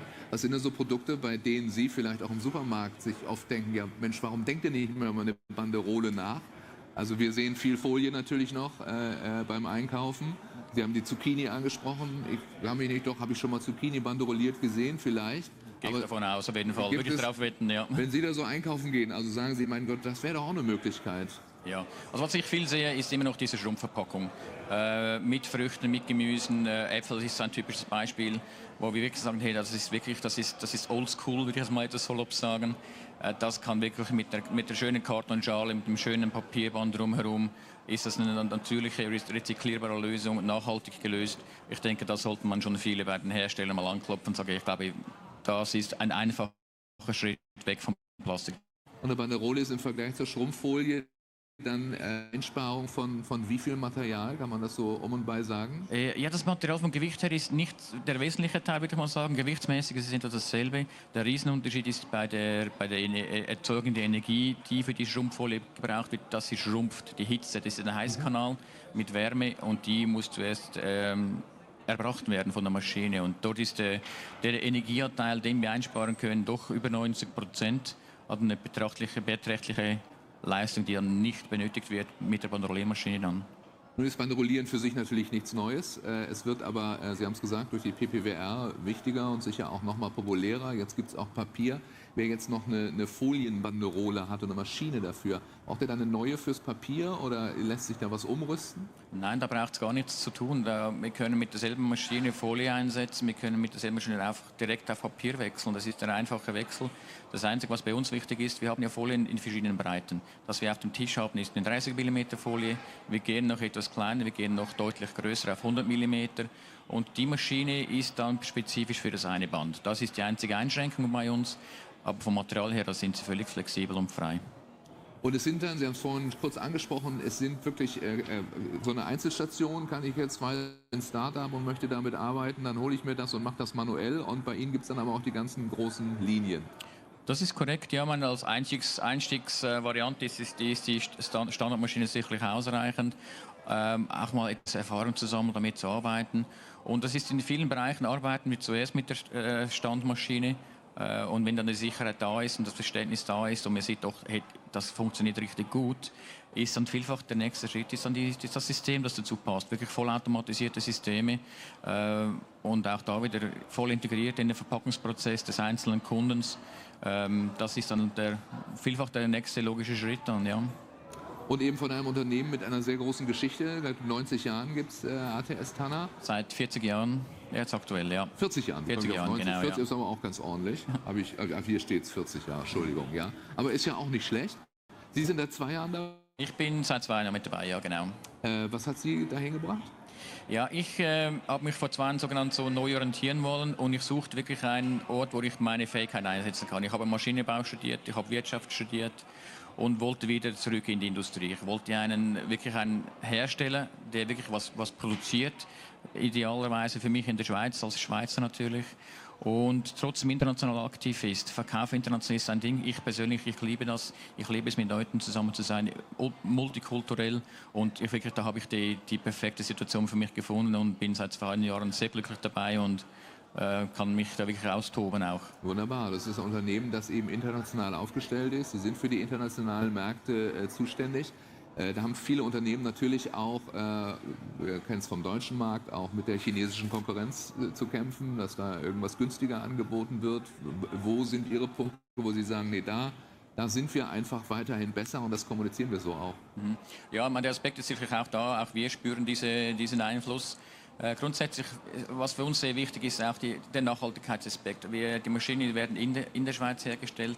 80% der Produkte kommen aus einem Umkreis von rund 60 Kilometern um unsere Fabrik herum. Also dieser Aspekt ist für mich sehr wichtig. Und dann kommt auch die Variabilität davon. Ich habe es eingangs erklärt, diese Tischmaschine, das ist ein kleiner Schritt, für uns ein wichtiger Schritt. Dort haben wir die Konkurrenz.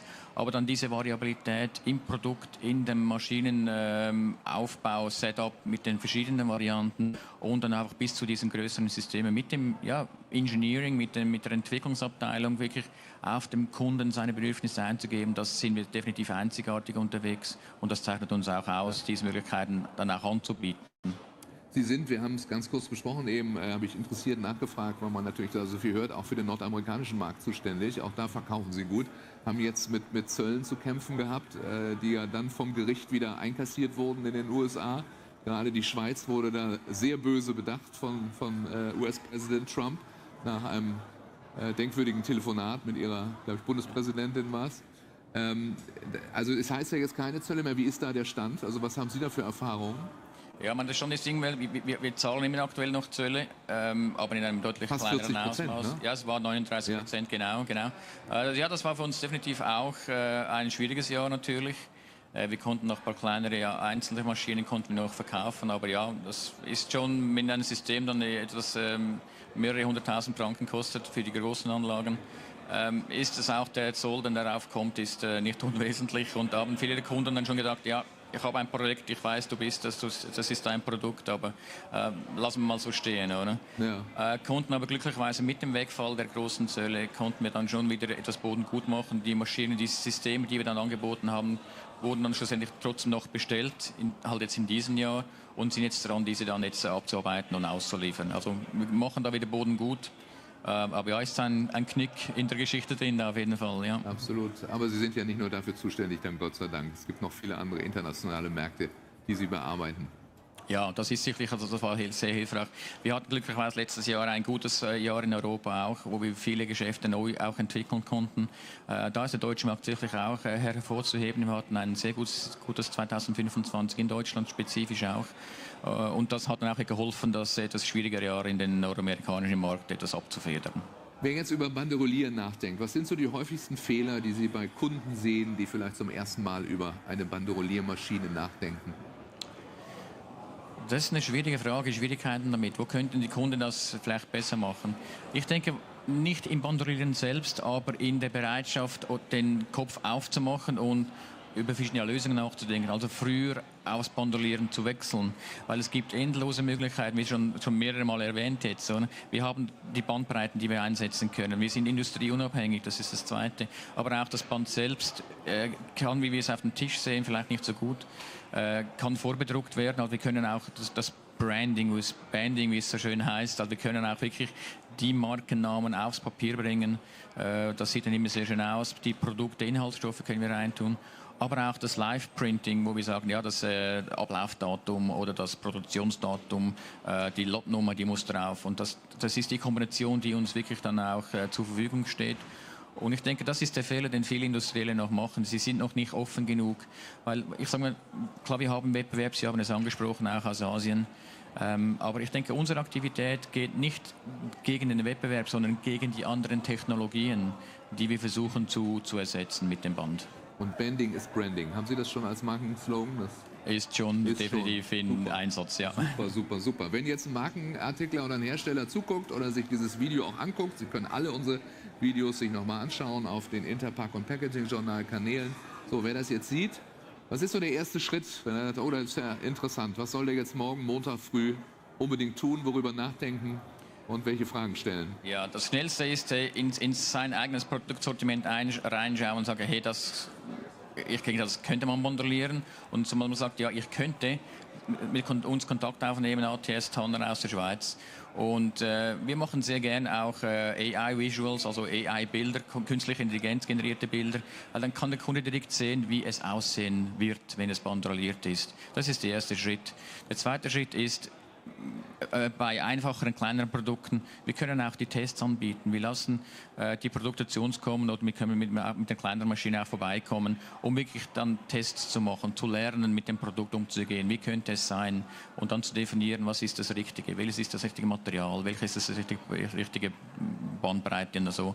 Das ist einfach das, was ich würde mal sagen, könnte man am Montag gleich damit beginnen. Okay. Und dann das testen lassen. Oder? So, die Telefone werden jetzt glühen bei Ihnen in der Schweiz und hier werden lange Schlangen sein an Ihrem Stand. Welche Halle sind Sie, wenn wir da vorbeigehen wollen? Wir sind in der Halle 11, Stand D60. Okay. Schön grün, dunkelgrüne Farbe fällt sofort auf. Man sind sicherlich leicht zu finden. So soll es sein. Und das Wort Bandbreite bekommt eine ganz neue Bedeutung. Wobei es geht ja auch schmal, ne? Denn je weniger Material, desto besser. Genau, unser Slogan ist, wir halten zusammen. Das wäre auch ein Slogan, der funktioniert bei uns. Das ist ja auch unser Motto beim Packaging-Journal.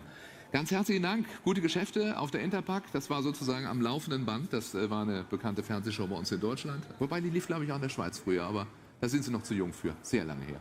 Möglicherweise, kann ich nicht sagen. Okay, also eine Sonderausgabe von Am laufenden Band. Bande rollieren, denken Sie drüber nach. Und hier geht es auch wie am laufenden Band, am laufenden Schnürchen. Wir sind gleich wieder zurück.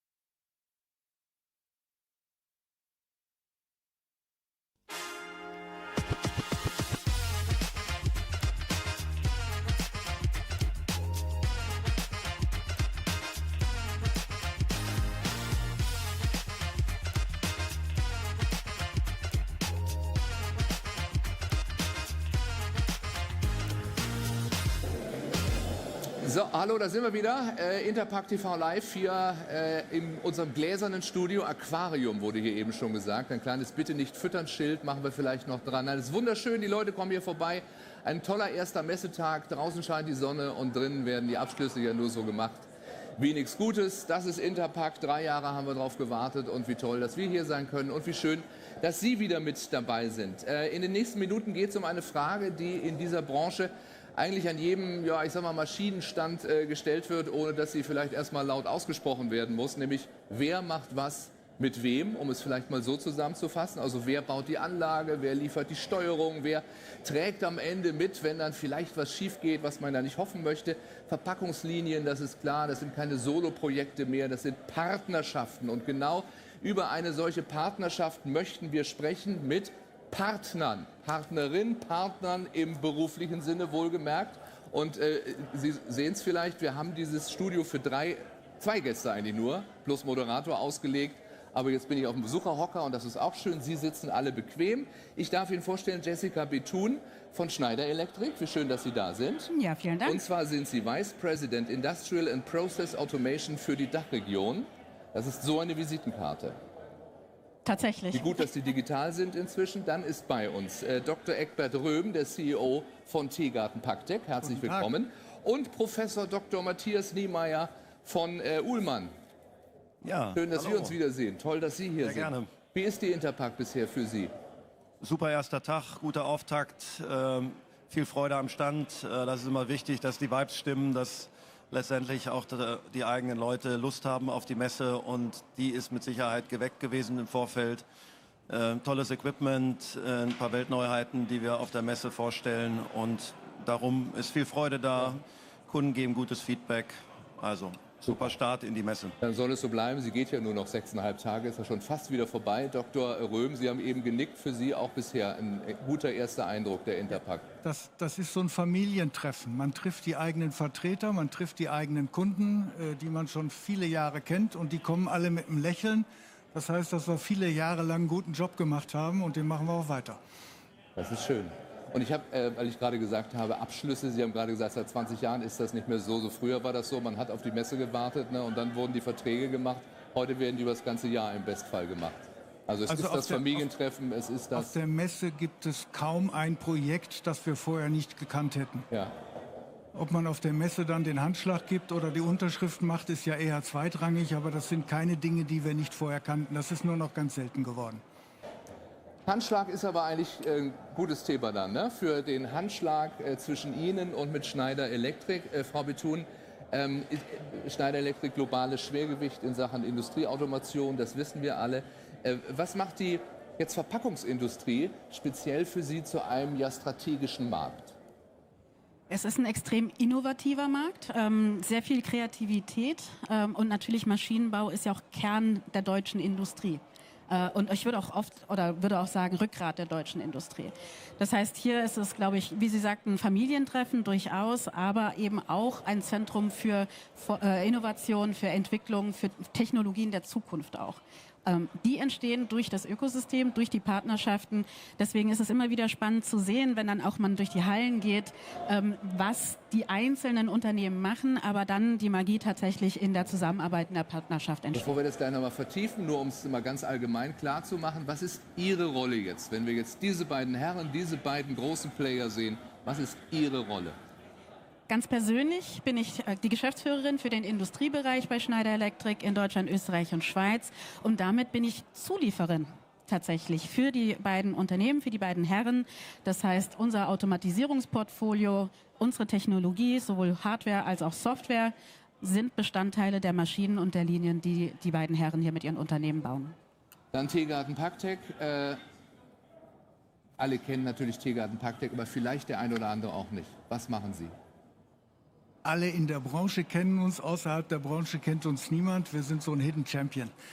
Wir verpacken oder auf unseren Maschinen werden Süßigkeiten verpackt, kleine Produkte, so diese Größe, in Papier gewickelt, in Folie gewickelt, die sogenannte Primärverpackung hergestellt, die es braucht, um die Produkte zu schützen vor Umwelteinflüssen, vor mechanischen Belastungen, was immer da so ist. Und das ist unsere Domäne. Klein und schnell sagen wir immer. Alles, was klein ist und schnell verpackt werden muss, da sind wir dabei. So, nun bringen Sie natürlich auch Sachen mit auf so eine Messe. Was zeigen Sie auf der Interpack 2026? Wir haben 4 Linien da stehen. Eine Linie zum Verpacken von Brühwürfeln und Brühtabletten mit einer anschließenden Kartonierung. Dann haben wir eine Linie da stehen, da werden Schokoladenriegel verpackt und anschließend kartoniert. Dann steht eine Maschine zum Verpacken von Hartzucker da und eine Flowpack-Maschine zum Verpacken von Hartzucker haben wir noch da. Und von unserem Partner Makref, ein türkischer Maschinenbauer, an dem wir uns beteiligt haben vor ein paar Jahren, der stellt sein Portfolio da mit bei uns aus. So, und dann haben wir jetzt ja so ein paar Beispiele zu alledem, was es bei Teegarten Packdeck ja schon lange gibt im Portfolio. Wo kommen Sie da ins Spiel? Wo kommt Schneider Electric ins Spiel? Wie sieht diese Partnerschaft aus? Wollen Sie vielleicht sagen, was für... Ja, gerne. Also Schneider Electric ist nicht ein Zulieferer für uns, sondern ein Technologiepartner. Ja, was tun wir? Wir brauchen schnelle Bewegungen in sehr kurzer Zeit, die aufeinander abgestimmt sind, die sauber synchronisiert sind. Wir haben ein hohes Mix aus Bewegungen, die zum Teil mechanisch, zum Teil elektronisch erzeugt werden. Wir haben Zykluszeiten in den Bewegungen von 1, 2, 3 Millisekunden, die wir erreichen müssen.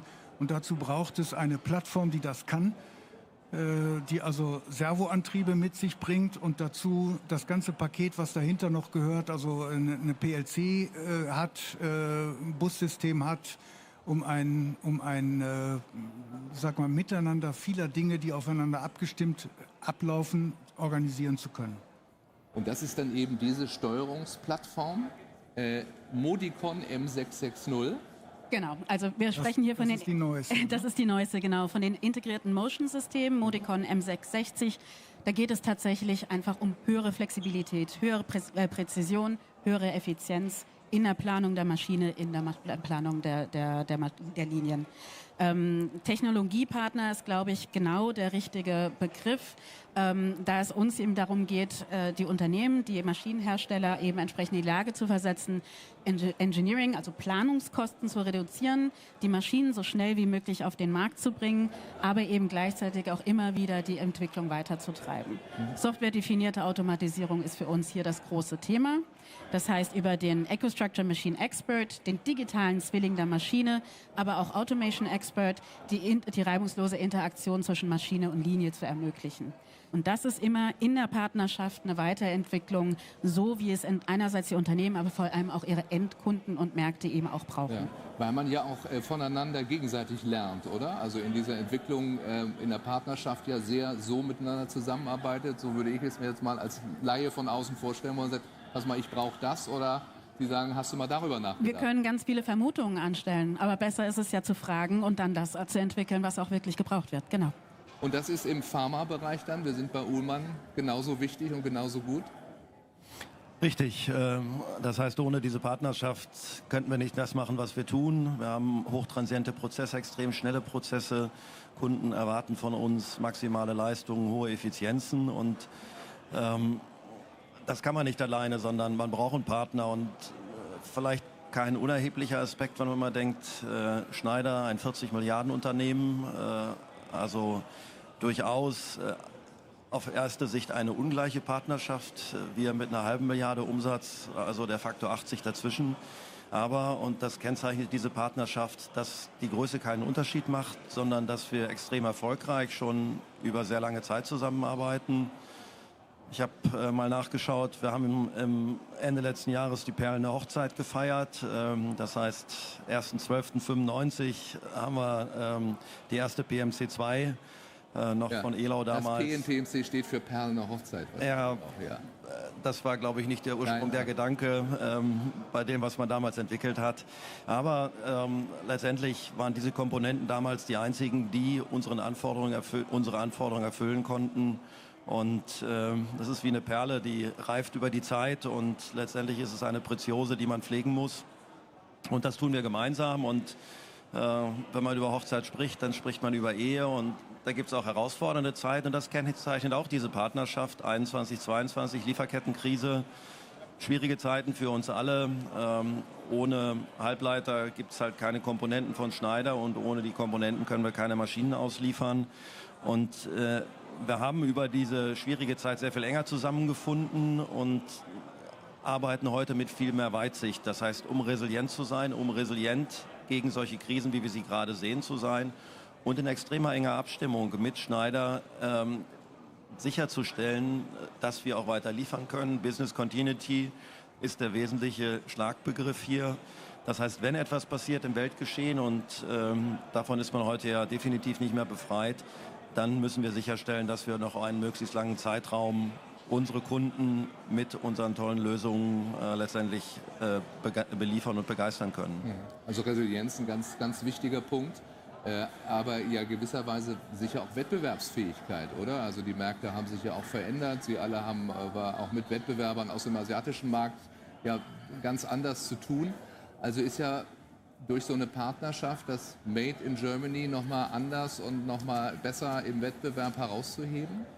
Ich glaube, da kommt ein wichtiger Aspekt zu tragen, dass wir in Mitteleuropa einen Wertekanon haben, der durchaus auf Vertrauen und Zutrauen fußt. Und das ist nicht in allen Weltregionen der Fall. Und ich glaube, gerade diesen Vorteil müssen wir uns stärker in Mitteleuropa zunutze machen.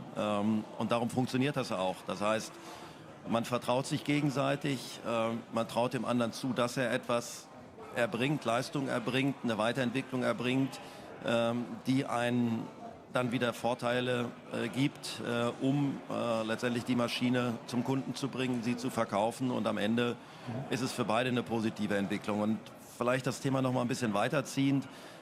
Es hört natürlich nicht auf mit dem, was wir mit Schneider tun, sondern wir haben es gerade schon gehört, es geht um digitale Lösungen. Und Schneider ist für uns nicht nur ein Elektronikkomponentenlieferant, sondern inzwischen halt auch ein Softwarelieferant. Wir haben jetzt nicht auf dieser Messe, sondern auf einer, die im Mai in Hannover stattfand, im April in Hannover stattfand, eine sehr schöne Lösung vorgestellt, gemeinsam mit SAP, gemeinsam mit Schneider, wo es um den digitalen Zwilling geht, wo es darum geht, sehr frühzeitig zu erkennen, wenn es Herausforderungen in der Maschine gibt. Und das ist im Grunde die Durchgängigkeit, die wir heute liefern müssen und die uns absetzt und die uns definitiv absetzt vom asiatischen Wettbewerb, dass wir genau das anbieten können und dadurch halt im Wettbewerbsvorteil liegen. Und wir wissen, dass wir den Preiskampf nie gewinnen werden. Das ist uns, glaube ich, allen klar. Darum müssen wir ihn technologisch gewinnen und insbesondere meiner Meinung nach über solche starke Partnerschaften. Herr Dr. Röhm nickt. Und auch da wird es ja wahrscheinlich ein entscheidender Punkt sein, der Wettbewerbsvorteil. Aber weil Herr Niemeyer das angesprochen hatte, die Resilienz eben, die Sicherheit der Lieferketten, die bleibt weiter wichtig. Die ist eminent wichtig. Ja. Wir haben das ja in der Krise 21, 22 gesehen. Da hatten wir erheblichen Diskussionsbedarf mit manch einem unserer Lieferanten oder Technologiepartner, auch mit Schneider. Da war nicht alles Sonnenschein, ja, natürlich, aber das gehört dazu, dass man damit umgeht und dann Lösungen findet und gemeinsam findet und dann auch Verständnis für die andere Seite hat, wenn da mal was nicht so geht, wie es gehen soll. Und trotzdem bleibt eine vertrauensvolle Partnerschaft bestehen. Das ist wichtig. Und wenn wir über Vertrauen reden, dann kommt noch was. Wir entwickeln Lösungen, die uns an die Spitze der Geschwindigkeit, der Leistungsfähigkeit der Maschinen in unserem Markt bringt. Und wir entwickeln das gemeinsam mit einem Technologiepartner. Und da müssen wir darauf vertrauen, dass die Dinge, die wir da gemeinsam machen, da auch bleiben und nicht an den Wettbewerb gehen. Das ist ganz wichtig in Sachen Vertrauen und Partnerschaft. Das ist ein eminent wichtiger Aspekt in dieser Diskussion. Das muss doch runtergehen wie Öl, oder? Es ist doch schon schön, oder? es ist Kann schon man sehr das so? schön, ja. Ja. Aber es ist natürlich auch viel harte Arbeit von vielen tollen Kollegen. Ne? Also auch innerhalb von Schneider sehr viele Mannschaften, die hier zusammengehören, die zusammenarbeiten und dann eben entsprechend im engen Austausch mit Ihnen und Ihren Kollegen genau diese Partnerschaft auch weiterentwickeln. Das ist keine One-Woman, keine One-Man und auch keine Tagesarbeit und Show, sondern das ist wirklich... Und eben auch keine Einbahnstraße. und auch definitiv keine Einbahnstraße, ganz genau. Das sind jetzt zwei Beispiele, zwei sehr namhafte Beispiele. Aber um es vielleicht noch mal klar zu machen, wir haben es jetzt gehört. Was suchen, was finden Unternehmen bei Ihnen ganz konkret, wenn sie um Partnerschaften ja auch werben? Was suchen und finden? Gut. Wie viel Zeit haben wir jetzt? Nein, also grundsätzlich geht es natürlich darum, jeweils in der Industriedomäne natürlich wettbewerbsfähig zu sein. Das heißt, es geht um Technologie. Es geht um Weiterentwicklung dieser Technologie. Es geht darum, wettbewerbsfähig, nachhaltig und resilient zu bleiben. Nachhaltigkeit ist ja immer eine Diskussion. Wir werden nicht davon wegscheuen, als Schneider Electric das Thema klimatische Nachhaltigkeit nach vorne zu stellen. Das ist uns wichtig, aber das Thema Nachhaltigkeit beinhaltet auch das Thema Resilienz und Effizienz.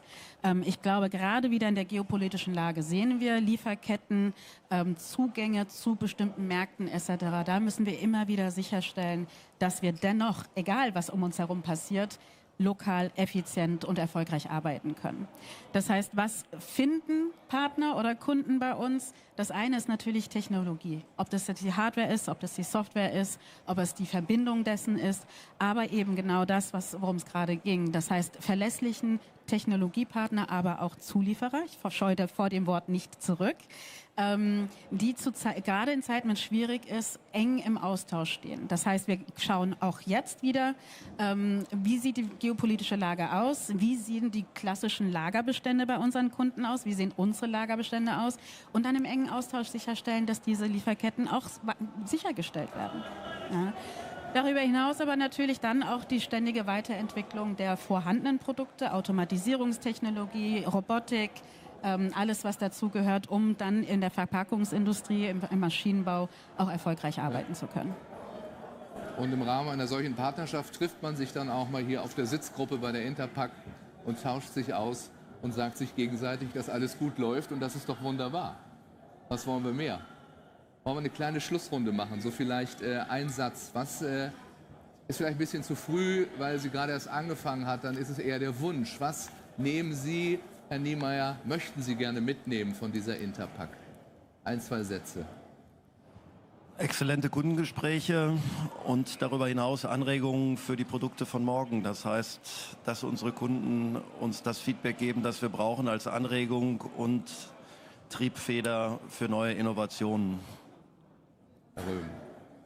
Die Gewissheit, dass wir auf dem richtigen Weg sind, unsere Technologieführerschaft verteidigen zu können. Mit starken Partnern. Und Sie? Noch mehr Partner? Noch mehr Partner, immer natürlich. Aber ich bin da tatsächlich auch sehr eng bei Herr Dr. Röhm. Also die Zuversicht auch, dass wir hier auf einem guten Weg sind. Ja, dass wir uns nicht alles schlecht reden, was um uns herum passiert oder mit uns passiert, sondern verstehen, dass wir aktive Mitgestalter sind dessen, was vor uns liegt.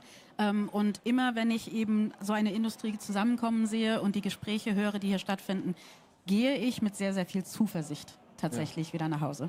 Und nie war sie so nötig wie heute auch momentan, ne? Bewahrt sich eben doch der alte Spruch, gemeinsam geht's besser. Ganz herzlichen Dank für Ihren Besuch. Ihnen allen eine erfolgreiche Interpack. Und falls Sie sich später eingeschaltet haben, auch dieses Gespräch, auch dieses Video gibt es zum Download dann ab heute Abend auf packagingjournal.de, auf interpack.de. Vielen Dank für Ihre Aufmerksamkeit. Gleich geht's weiter hier auf der Bühne und im Stream. Bis dahin.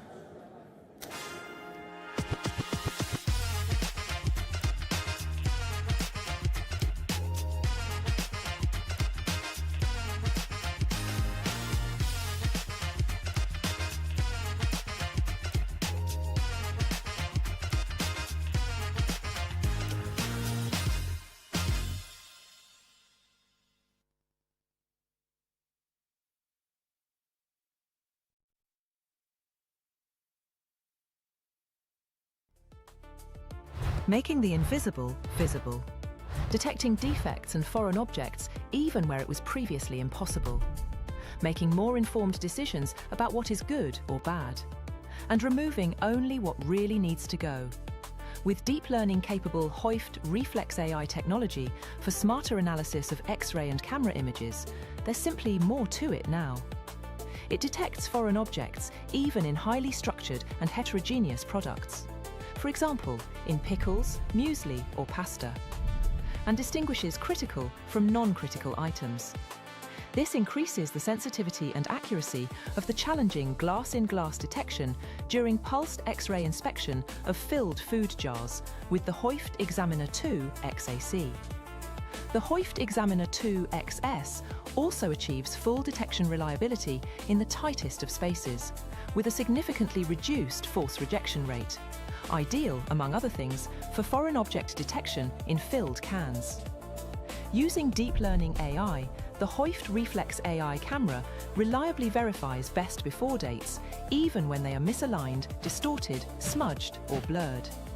A specially developed deep learning model, combined with Hoist's multicolour image processing, enables seamless finish inspection of wide-mouth jars in a wide variety of formats, and detects even the smallest finish cracks.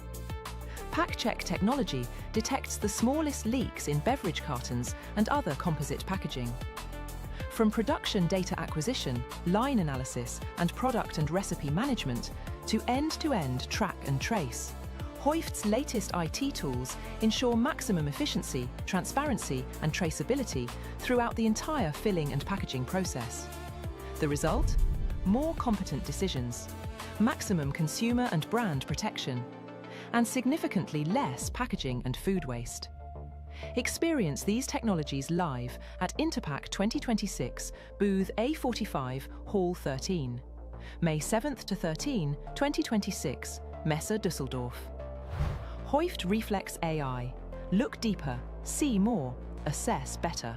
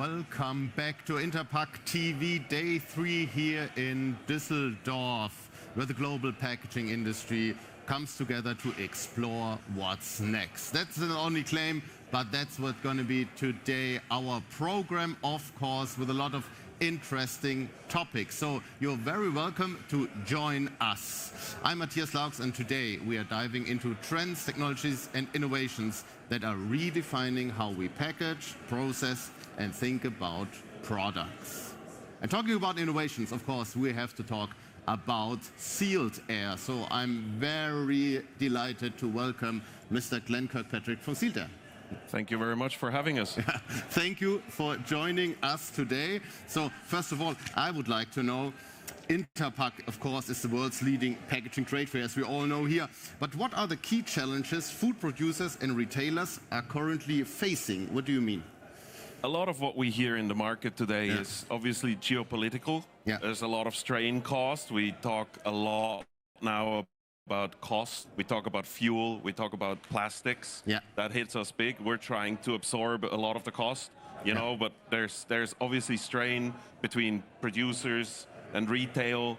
Everybody feels it at the moment. So that's big. We try to find ways to absorb it with our customers in partnerships. You know, there's, of course, automation. There's, of course, different solutions that compensate. But that's where we see the most strain at the moment. But I think these problems are quite global, right? They're not only just as from the European perspective. Yeah, for Europe, it's at the heart, of course. You know, if we look at the US, for example, they feel it as well. Of course, at the gas stations, fuel is twice the price it was a year ago. And it doesn't stop there, but they also produce their own product. We are much closer to the source, but yeah, of course, it's global. It's global, okay. But I think that's also what the Interpack is for, right? So the global industries coming together just to talk about these problems. Absolutely, absolutely. And we're always engaging with customers on those challenges. We're also working closer with retail, you know, than we did in the past as well, because we see that's where the consumer gets hit, and so that's the source of the intel that we need. As I learned yesterday evening, communication is king, right?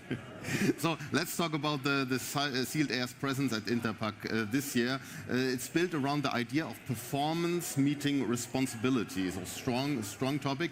But what does it mean in practical terms for customers?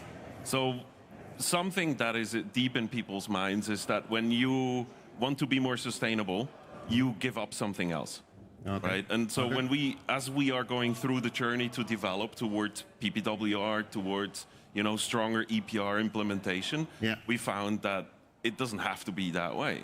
That you can have a thinner material that is running a higher performance, but is, you know, some type of a monostructure that is more affordable even, and can be produced high speeds, can run high speeds. Now, for us, that means a lot about our innovation happens, of course, at the intersection between the machinery and the materials. So we've changed the mission, for example, of our standing trade show that we have in Milan, our Pack Forum. We have a lot of R&D work that now takes place inside of our own Pack Forum in order to make sure that we can produce and develop new materials that are compliant and perform at the same or higher standard. I think that's interesting. That's quite interesting that you mentioned the PPWR before I did. It is our bread and butter, you know. No, but is it that important that you would say that's the overall topic? It's not everything. I mean, there's a lot of other stuff that happens when, again, when we're thinking about automation. There are other stresses than the oil crisis. There are other stresses than the Strait of Hormuz. There is also, you know, there's still a lot of pressure jobs-wise, right? Finding good operators, finding good service people, replenishing staff is a huge challenge that everybody has. So we'd see a lot of activity there. There's always something to improve. There's always challenges around footprint. There's challenges around investment. But if we're considering longer term, PPWR, we see customers now trialing, testing, especially the bigger players are trialing and testing. They're aware that the legislative landscape is changing, 2030, 2032, and so the interest increases, and we've been looking at it for years, trying to figure out how can we meet the new demands.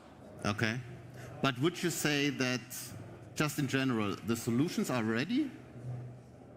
Some. Some, okay. No, with care, I mean, we have a lot of development programs going on. A lot of our development dollars are going into trying to find good solutions to meet these needs. Yeah.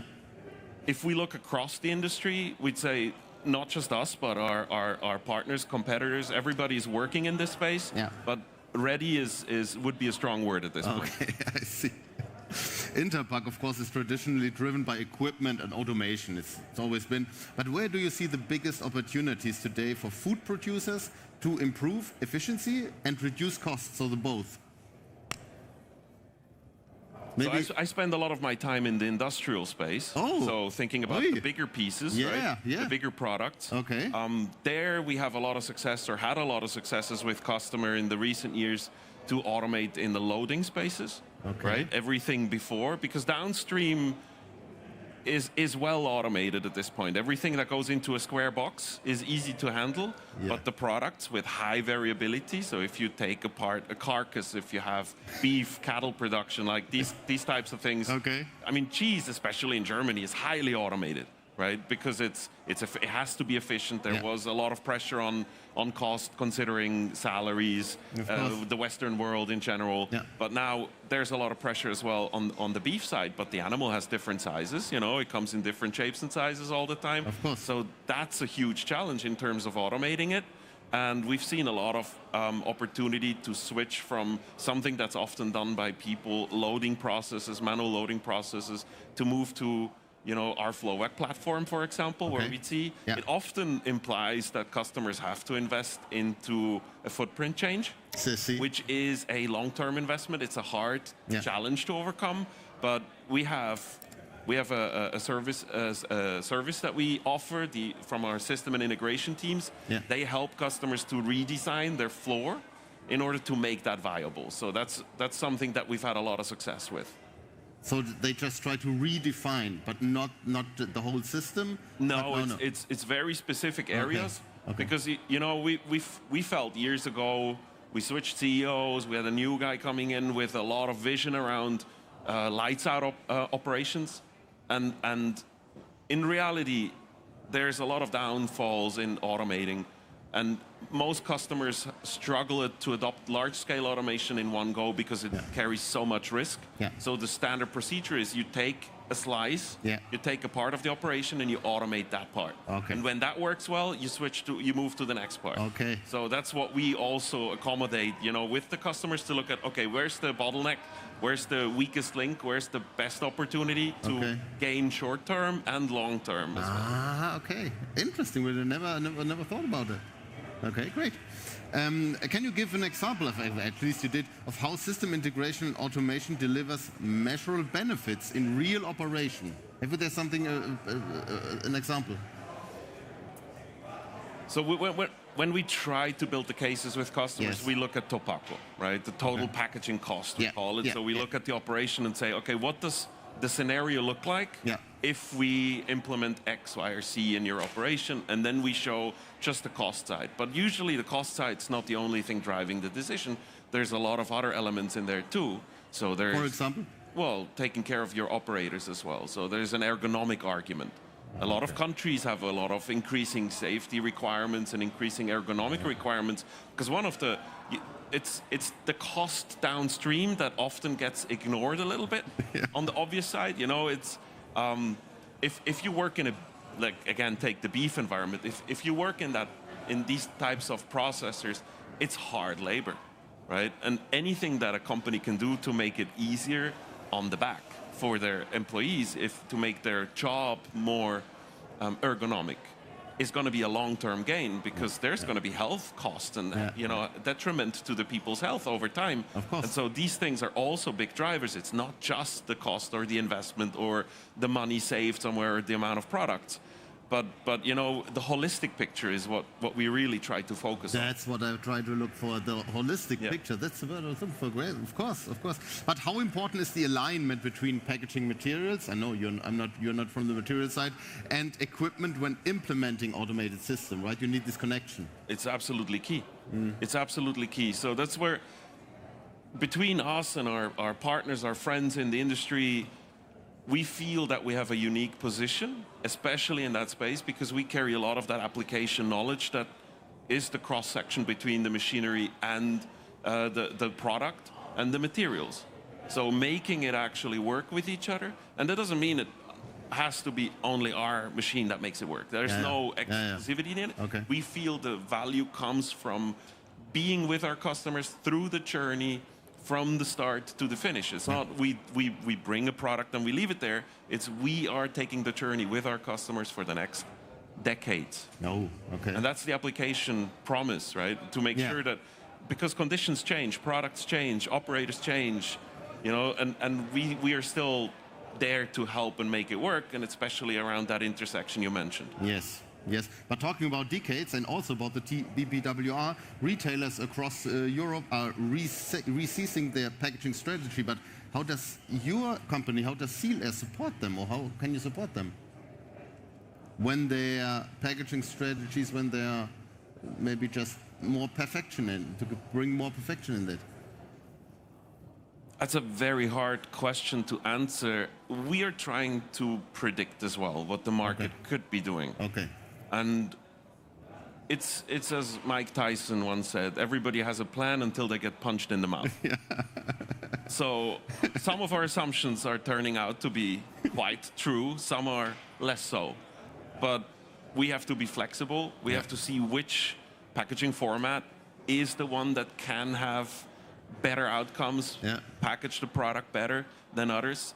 Oftentimes we don't know in advance. That's why we're going in many directions in development. So it is the flexibility that we have to bring through this whole process to head towards PPWR. There's a consistency in not knowing what still needs to be changed. There's a lot of lobbying going on to make sure that one or the other area is, you know, maybe not judged as harsh. You know, what is a material that is part of the manufacturing process versus what is packaging. So these types of small differences, they're not completely set in stone yet. And how countries will implement, you know, that's also something we need to track and figure out, is like which solution that today is the standard might get more punished. In essence, to be more sustainable long term in Europe. So of course there will be no general solution, right? You always have to look at the specific cases. No, there's a lot of avenues, a lot of roads lead to Rome. Roads lead to Rome, great. But well, the food service sector is under significant pressure, right? Like any other sectors, of course. But how is CLS supporting food service operators, probably through automation? What can you say there?